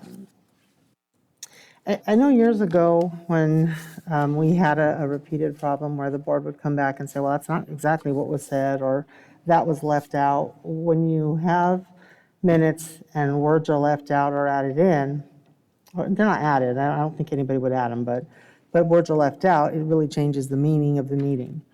And parents, people in the community in general, they won't always watch the whole meeting. So we had at one point decided to put the times and then just, a general, discussed the policy and the time. And so if a person wanted to know what was discussed, they would go and look. But when I look at these meetings, we have 9 pages of meetings, or of minutes.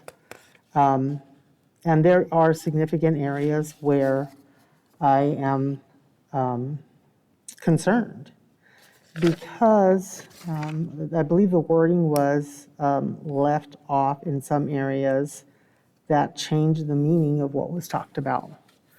I don't want to dig into every single one,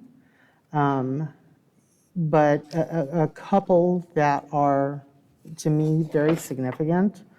If we look at page 3 of. Instead of the pages, Nine. sorry, instead of pages, Mrs. Fisher, because some of us are online looking at Okay. them, can you tell us what section you're under? Well, you're going to have to, this would go under the, Mr. Thomas, Okay, open meeting law training. yep. And I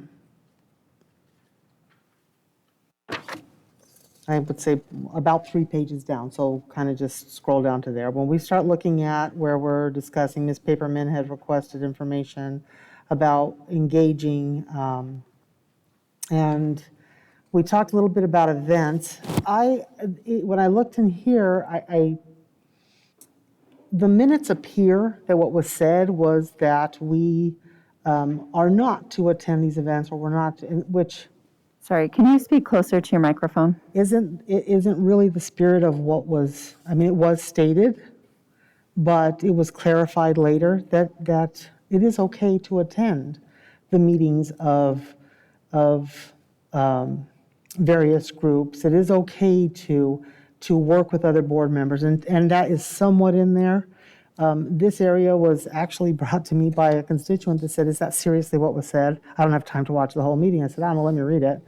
And I think the spirit of what was there was missed in the minutes.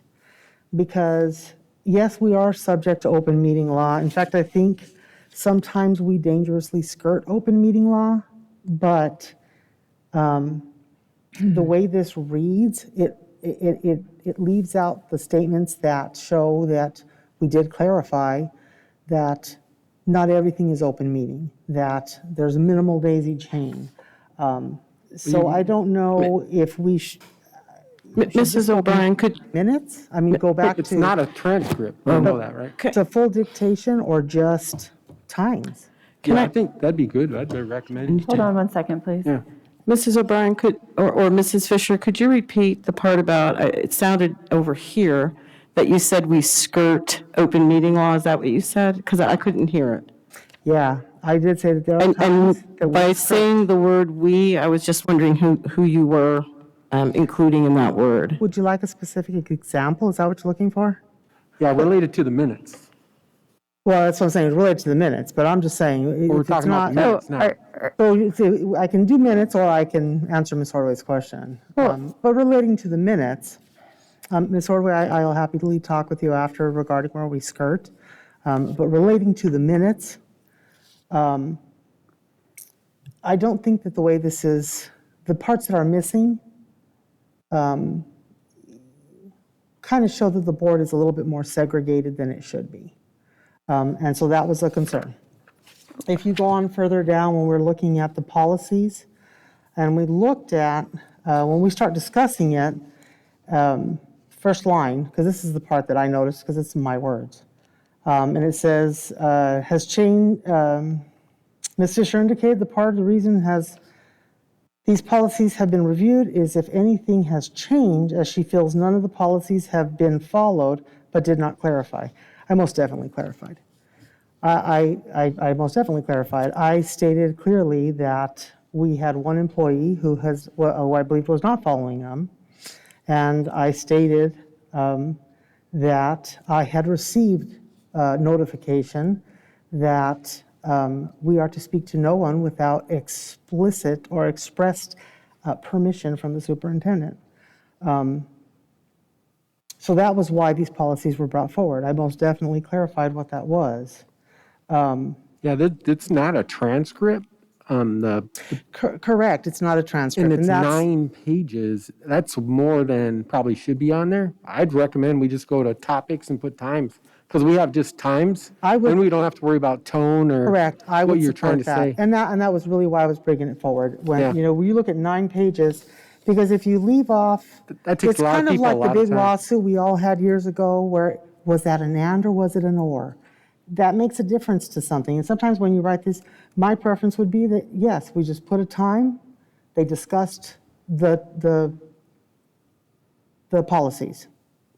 That would be so much easier. We spend hours And I going think back to the that, meetings. and I think that would definitely, that way anybody who listen, they can listen to the tone. They have the time, they can say, that's the one thing I want to listen to. They just scroll to that time and listen. And I think that was why we had Hear from my originally team. done that. So that's why I brought them forward. Mrs. O'Brien, can I weigh in on this? Yes, Mrs. Orley. Since we were told during the training that voting on approving the minutes is not necessary, and that we do have it live streamed and provide the action-packed version with zero implied, unimplied bias. I would ask for us to discuss a policy change in requiring a written transcript for the minutes.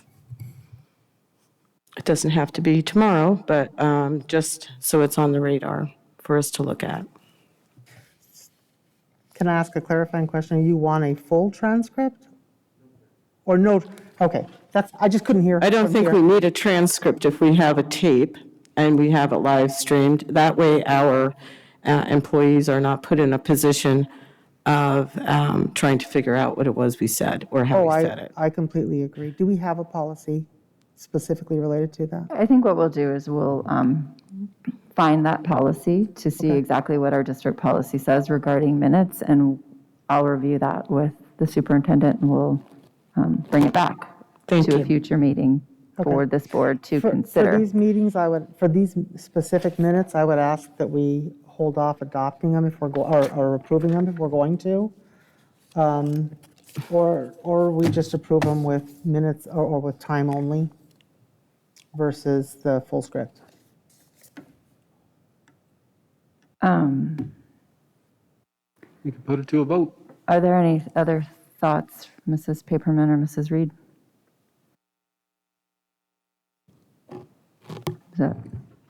My only thought is I wasn't at the meeting, so I don't know if, I don't know if there's something that I missed in tone or in, I don't know, feeling in the Zoom meeting, so I don't think I can weigh in. Okay, thank you, Mrs. Reed. Mrs. Paperman? Well, I agree with Ms. Orway. I think, what we said in a meeting, different tone, different, how we say it's probably going to be different in the transcript. So maybe that's something that we need to look at, that if it's not exact and then people are perceiving in a different way, then we need to come up with other options. Okay, we will, but do you have anything specific about these minutes? I don't have any, nothing specific. Okay. Are you making a motion, Mrs. Fisher?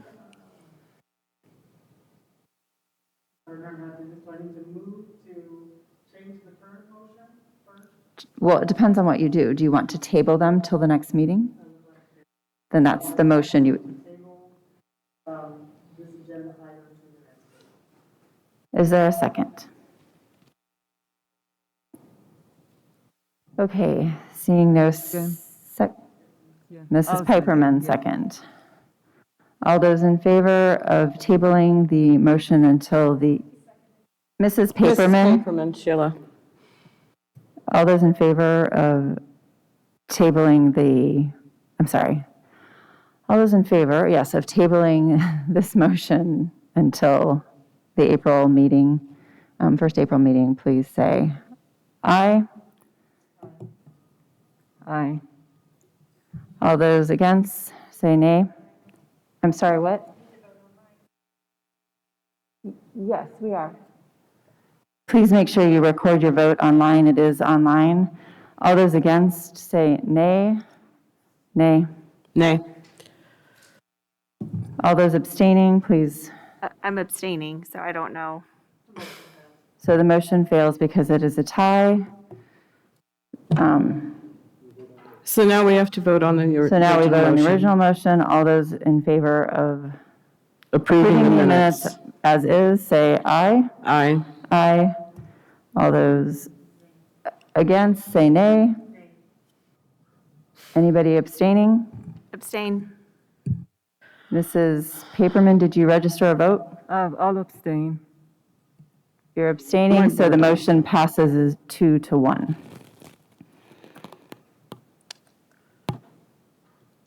We will bring back the policy on minutes at a future meeting. Yeah, my board docs just went down. Yes, please. Record her vote, please. Record my vote, please. Action item 6B. Okay, 6B would be, I would ask that the board approve the school year 2021-2022 school board meeting dates. Is there a second? I second. The recommended school board meetings for the 2021-2022 school year are attached. They begin with the July meeting on July 13th and go through July 12th of 2022. I know that, or I believe Mrs. Fisher has some comments or questions regarding this item. My only concern is that October date being on a Wednesday. When you have an inconsistency like that, you really throw the community off. They miss the meeting, what have you, different reasons. I noticed y'all did it last year the same way. But historically, it does throw them off. So I would like to know, I mean, the board doesn't ever discuss this. We're just told what to do by administration. So if you could tell us what your reasoning was in what it is you want us to do. So, Mrs. Fisher, the holidays that we approved for the school year coming up, October 12th is a day off for everybody, and that would be our regularly scheduled board meeting. And so in those instances, we have I pushed would move it to the other, I would keep it on the other Tuesday of that month, or move it to another Tuesday, because it really throws people off. Well, we don't do the fourth Tuesday of October because because of, I'm going to say the wrong one, I think it's NEVIC. Mid-states. Huh? Mid-State Consortium, which we, so we haven't Right, had that Dr. second Weidenheimer brought October it. meeting in a few years. And so putting it on I would contend putting on the first or third Tuesday is a possibility. Any other thoughts from board members or from Dr. Finch? Just that to Ms. Fisher's point, it's consistent. That's what we've done for any time that has fallen on that date. So we've been consistent. We did it last year as well, and it worked out fine.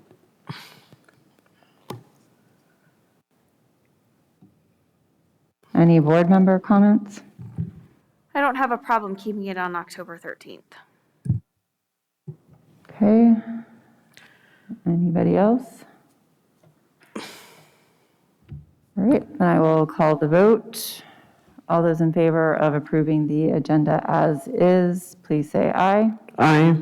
Aye. All those opposed, please say nay. Nay. Mrs. Paperman, did you vote? Yes, I did. Aye. Okay, the motion passes 4-1. Item 6C. 6D, I would. 6C. C. Oh, yes, our district, I don't know what's wrong with me. I would ask that we approve the district performance pay percentage for classified administrative exempt and other professional staff employee groups for FY 2020-2021. I second. Is there a presentation from cabinet or discussion? President O'Brien, members of the board, Dr. Finch, just rather quickly, this is a longstanding item in terms of district performance pay that has been in place for more than 15 years. We are asking the board to approve this annually. I think this can be asked earlier than this point in time, so we have noted that this is, I think, later than it needs to be. But this is the same amount that it's been in place almost virtually since its existence. And it is for the performance pay for everybody that does not qualify for the Classroom Site Fund performance pay. And again, has been in existence since about 2005.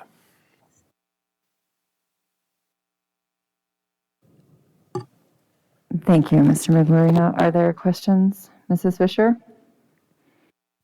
I just have one. I don't know if it's even been considered, but this has been a very weird year.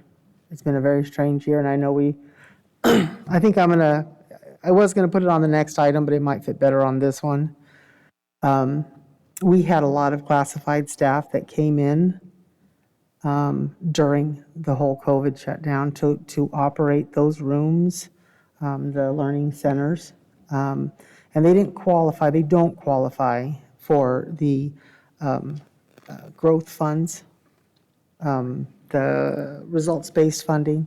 Sorry, I knew I was going to get the name wrong once I started talking about it, but because they don't have the right title to their position, but it is a significant, their efforts and their work is a significant portion of the results of what our children have the positive results.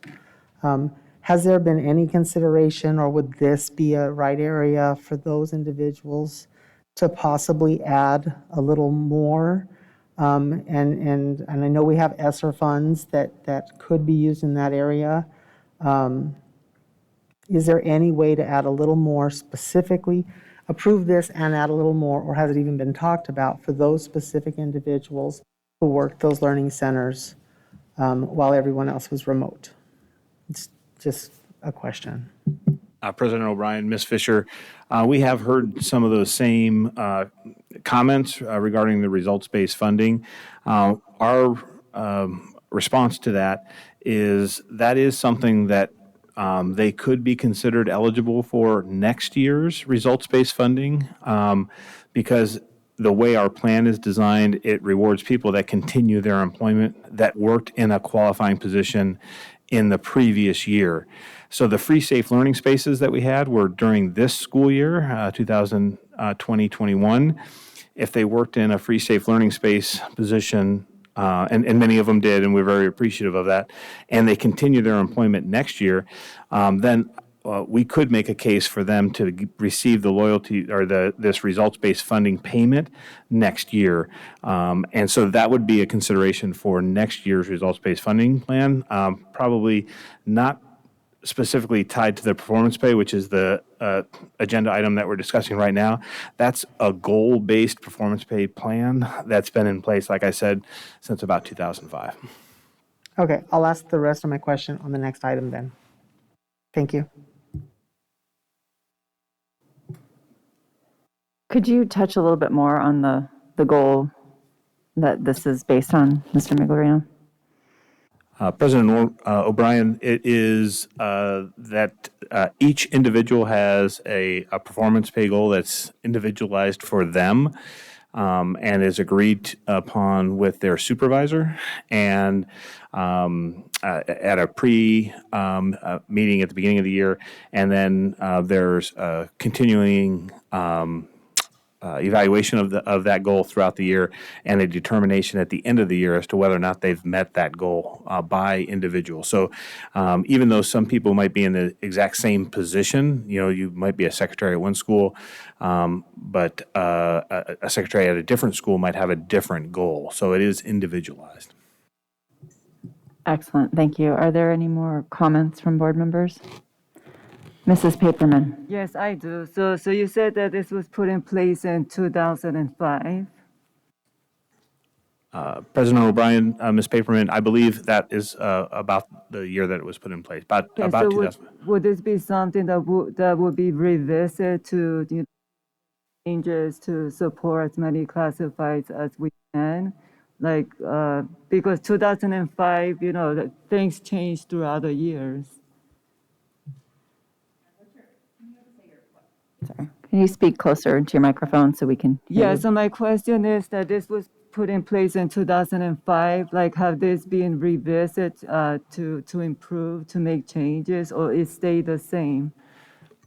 President O'Brien, Ms. Paperman, yeah, the plan itself has been in place since 2005. I was speaking specifically about the percentages have remained virtually that amount. The OPS staff was changed several years ago, but the plan itself has been revisited over time, and we refined the process over time.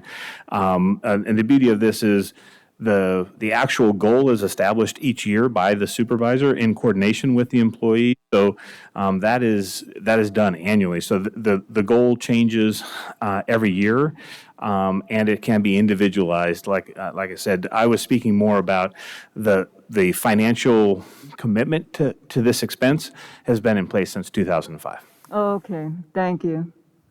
And this is the district's way of providing the performance pay that our other staff, non-educators that are in essentially the classroom or supporting students, this is our way of providing performance pay to them because the state does not provide funding for the folks that fall in this category. Correct, Mr. Miglerino? President O'Brien, that is correct. And the Classroom Site Fund, just worth noting, I guess, the Classroom Site Fund performance pay is considerably more money than the performance pay that is provided to the non-Classroom Site Fund eligible employees, or what we refer to as the district performance pay plan. Okay. Thank you so much. All right. Seeing no other questions, I will call for the vote. All those in favor, say aye. Aye. Aye. All those against, please say nay. Are there any abstentions? Having heard none, the motion passes unanimously. We'll move to 6D. I would ask that the governing board accept the administration's recommendation to approve the revised list of qualifying positions for the result-based funding payments. I second. Thank you. Mr. Miglerino. I was pausing to see if you wanted to just call for the vote, but I will go ahead reluctantly. Mrs. Fisher has already declared that she has a question. Sheepishly, I will so enter into the fray here. President O'Brien, members of the board, Dr. Finch, the information is contained in the agenda item itself. There is an approved list of positions by description title in our financial software system.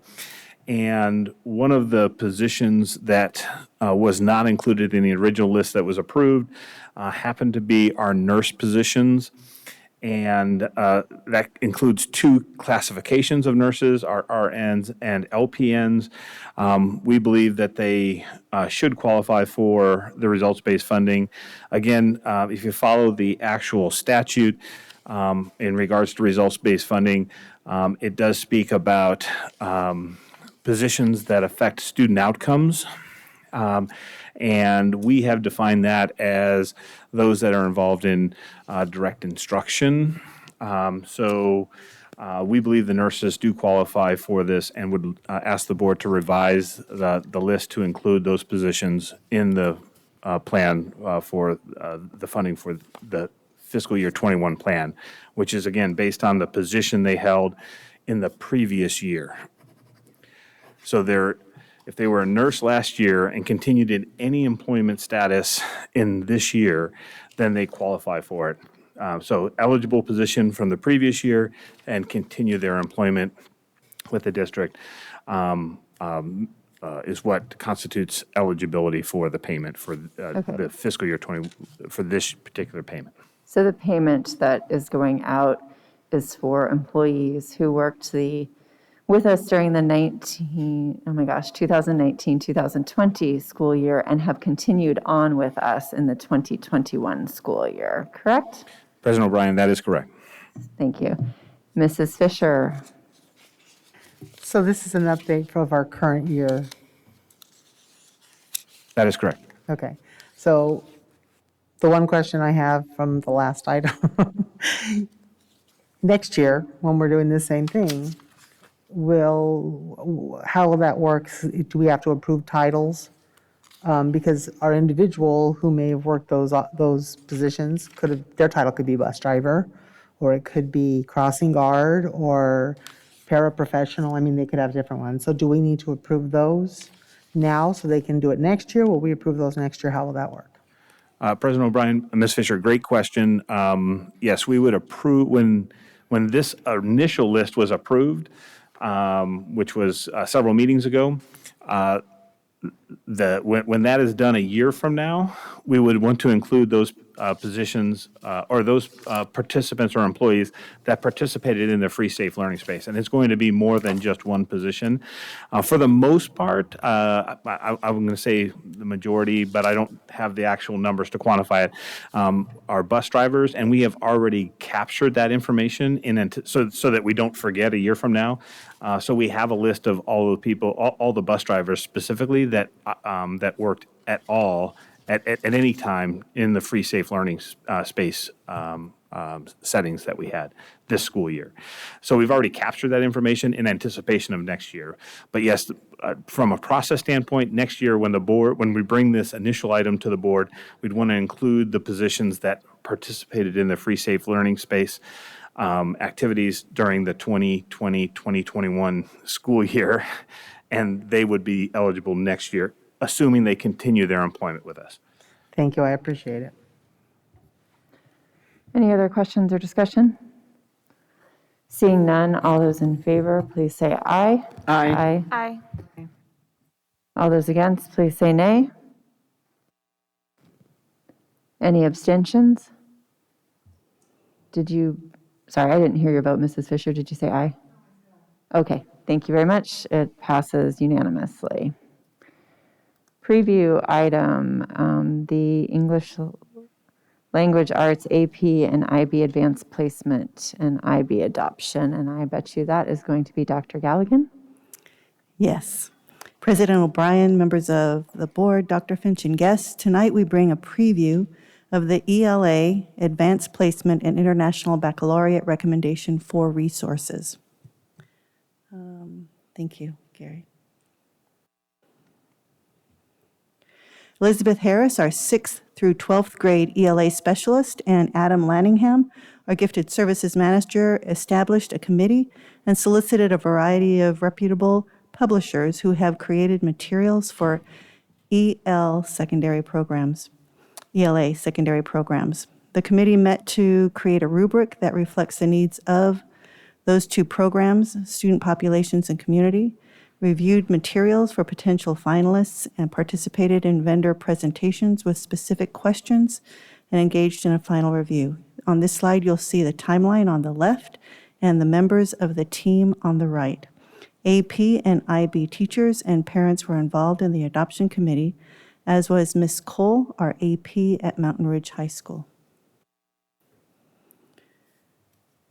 The AP and IB programs in Deer Valley strive to deliver quality instruction and maximize student potential. The charge of the committee has been to identify resources that best support student learning in these unique high-level programs.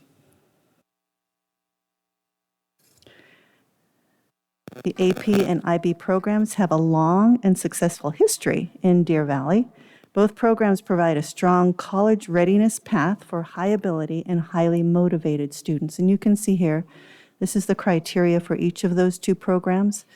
Advanced placement courses are across all 5 of our high schools, and the International Baccalaureate Certificate and Diploma program is at Barry Goldwater High School.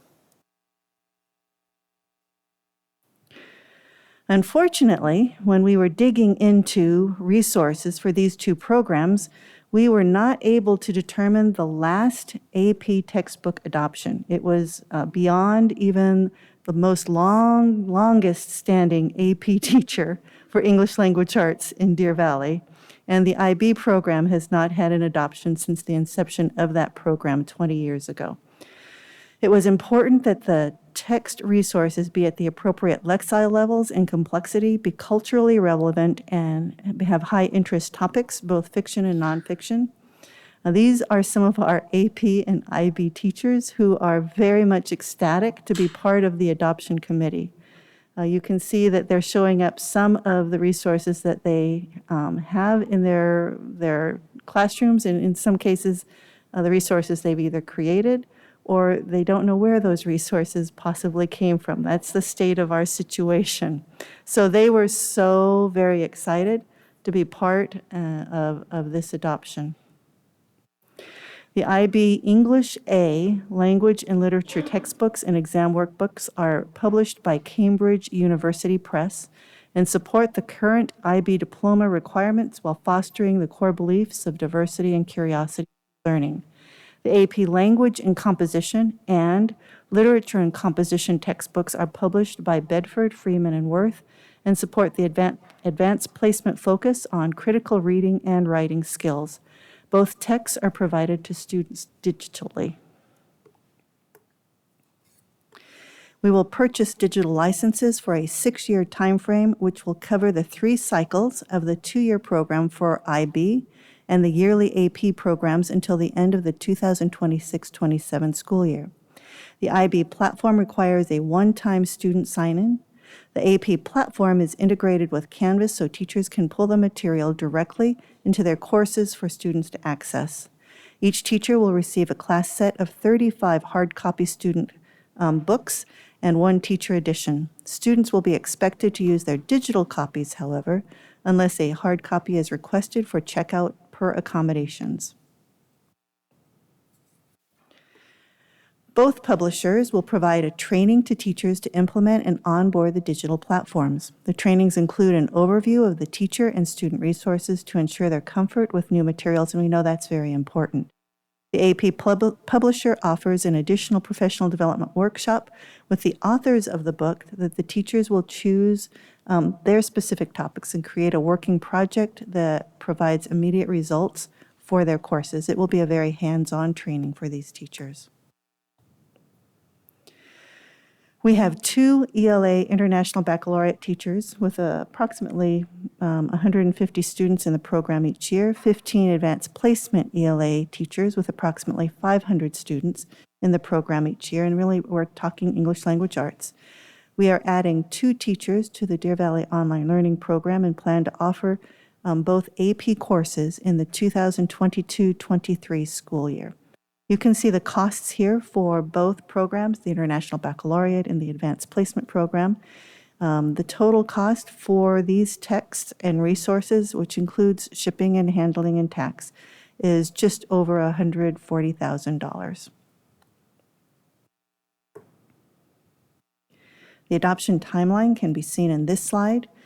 Our goal in all of our adoptions for the last 10 years has really been to get new materials into teachers' hands prior to the end of the school year so that they have those materials to work with during the summer and be ready for the beginning of the year. It's really important last year and this year because we have time for our teachers to spend with their collaborative teams for about 5 days this summer, and having the textbooks in their hands will help with that collaboration and planning for next school year. We'll bring this item back to you at the next board meeting, the first board meeting in April, for action. And I can entertain any questions you may have. Do members have any questions? Mrs. Fisher, how's that look? What has been the public's review? Have we opened it for the public to review? Have we announced for them to review all this curriculum? President O'Brien, Ms. Fisher, we do open it. It's published on our website. It's published on the ELA page. We put information out in our parent newsletters as well as in social media. That's been our typical way of getting information out. Information about our committees went out to all parents, about 32,000 parents. So, but for this adoption, when did we open up the materials for the public to view? Public review, I believe, started in early January. I can give you that specific information. Okay, and did we Friday send it, and so we sent it through all those media that you just mentioned? We sent as much information as we could, first to identify committee members and then to let them know. On the district webpage, there is the middle section, which is the I'm newsworthy not talking section. about It's for in the committee. newsworthy section. Yeah, no, I'm not talking about for the committee. So you guys did your committee, y'all got together, this is what you decided, we like these. Yes. So now we need to say, this is what we like, this is what we want to buy. Community, what are your thoughts? Are we doing that? Okay, so when did we do that? That would have gone out on our district website in the newsworthy area I believe it would have been in December for a January start, but I'll get those dates for you specifically. Okay. And did we send it to parents of prospective students in this program? Or current students in these programs? To both the AP and IB students, their parents. I can find out if our teachers did send that information out. Absolutely. Okay. I'll have that in the update for you this week. Any information regarding our community actually reviewing or being able to review? Obviously, during COVID, we don't have all the books throughout the room like we used to, and everything's online. Absolutely. All of the links that were provided to anyone who was interested, parent, community member. Okay, and how do they Again, get feedback? So if you can add that as well. there is a feedback form that's part of the general review, and that's part of any adoption. Right, so if you can just provide that information, that'd be great. Absolutely. Mrs. Reed? Was there any parent feedback that has been given thus far? There was no negative feedback, and the 3 parents that were part of the committee provided their feedback as well as working with any other parents in their network.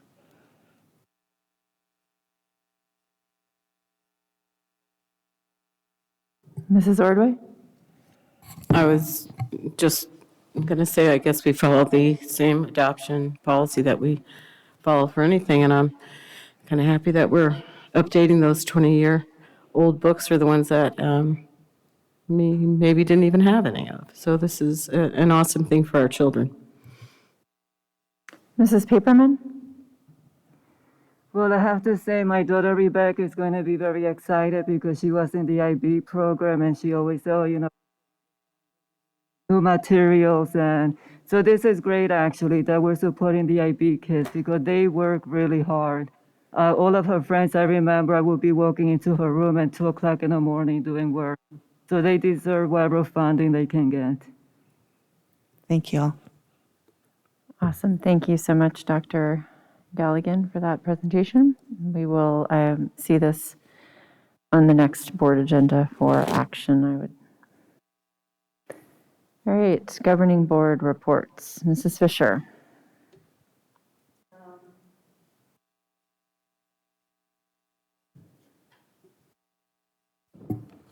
Well, I want to welcome everybody back from spring break. I hope they got rested, and I hope nobody got arrested. No, just kidding.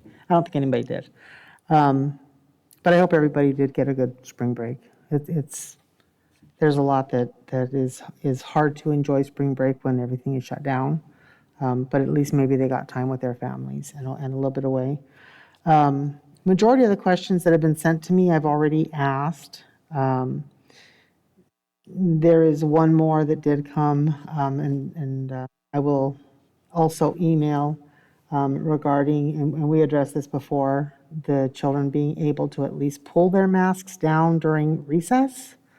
Apparently, they're still not being allowed to. So I don't know if that's something that we need an update on, and a Friday update or what have you. But I will also email the superintendent regarding that. And that's pretty much it. I think I already asked all the questions that people had sent me at agenda items. So I think we're good. Thank you so much. Mrs. Paperman. First, I would like to say that I'm very excited we're back in. So this is a great experience seeing everyone in person. One of the things that I would like to bring up is thank you, Mr. Milgarino, for that budget. But I think if we can get more specific, for example, like when we're looking at the PowerPoint, we're looking at the data of money, but if we don't have a background and understanding, well, what is administrative cost? What are the categories in that? Because we have the public looking, parents looking, and not everyone has the knowledge, and some people might think, oh, this is just for the principals or for the superintendent. To be more specific, or even where the budget is going, we're getting 301 money, we get one, ESSER 1, 2, so just to be more specific, so, to have a better understanding and to be more clear. Thank you. Mrs. Reed. I just want to just spend a second just saying welcome to the fourth quarter. I hope that everybody sees the hope and the light at the end of the tunnel for a very different school year. And I know I have one senior that has a strong case of senioritis, and I'm sure that he's joined by a couple thousand other seniors that do too. So my prayers are with the senior teachers as they're trying to keep their students engaged over the next 8.5 weeks. Today I had a unique opportunity where my job and my service and love for our district kind of collide. We had a corporate visit, and I was able to take part of our corporate team around parts of our district, and to be able to brag upon the great things that our students and our schools and teachers are doing. We have quite a few employees and team members that are Deer Valley students. And so it was great to be able to share that.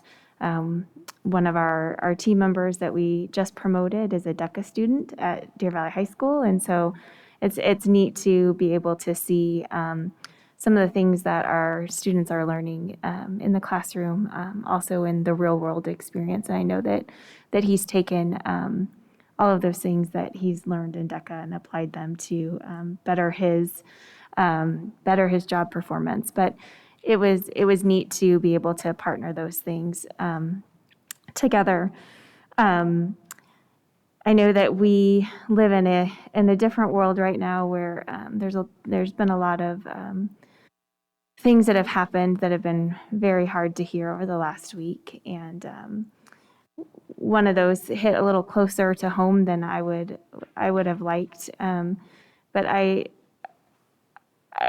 obviously I'm half Japanese and half Irish, and I had gotten some comments about the anti-Asian remarks that were going on across the country, and whether or not those had impacted my family, and they have. Every time that any instance has been brought up with one of my kids where somebody's made an anti-Asian remark at school, it's been dealt with quickly and in the best manner possible by our staff and our teachers and the administrators. However, they can only do so much. We can only go through the discipline chain or consequences so much. And it's really not a school issue.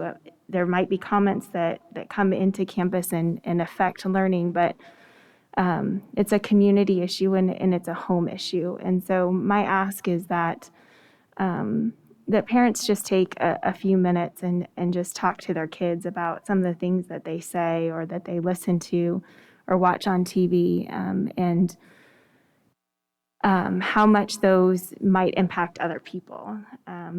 Because I know that when those comments were said to me when I was in elementary school, I didn't talk about them much, but they do impact you, and they do change your self-confidence and how you feel at school. And I know that that's happened with some of our Asian students. I've had a couple of them come out of the woodwork and say, I've heard those comments too. So, kids, what you say, it has meaning, and it's impacting your friends. It's impacting your classmates. And so just, be mindful of your words. Even when you're saying them jokingly, sometimes they're not as funny as you think they may be. So, thank you. Mrs. Orve? Well, I've been to in my second AIA Executive Council meeting, so that was awesome to see faces that I haven't seen. It's just nice to go to a meeting. I can't believe I'm saying that, because you get to see people now. Anyway, the vaccine events, I think, were awesome. I had the grand opportunity to coordinate the generously donated breakfast, lunch, and dinner twice.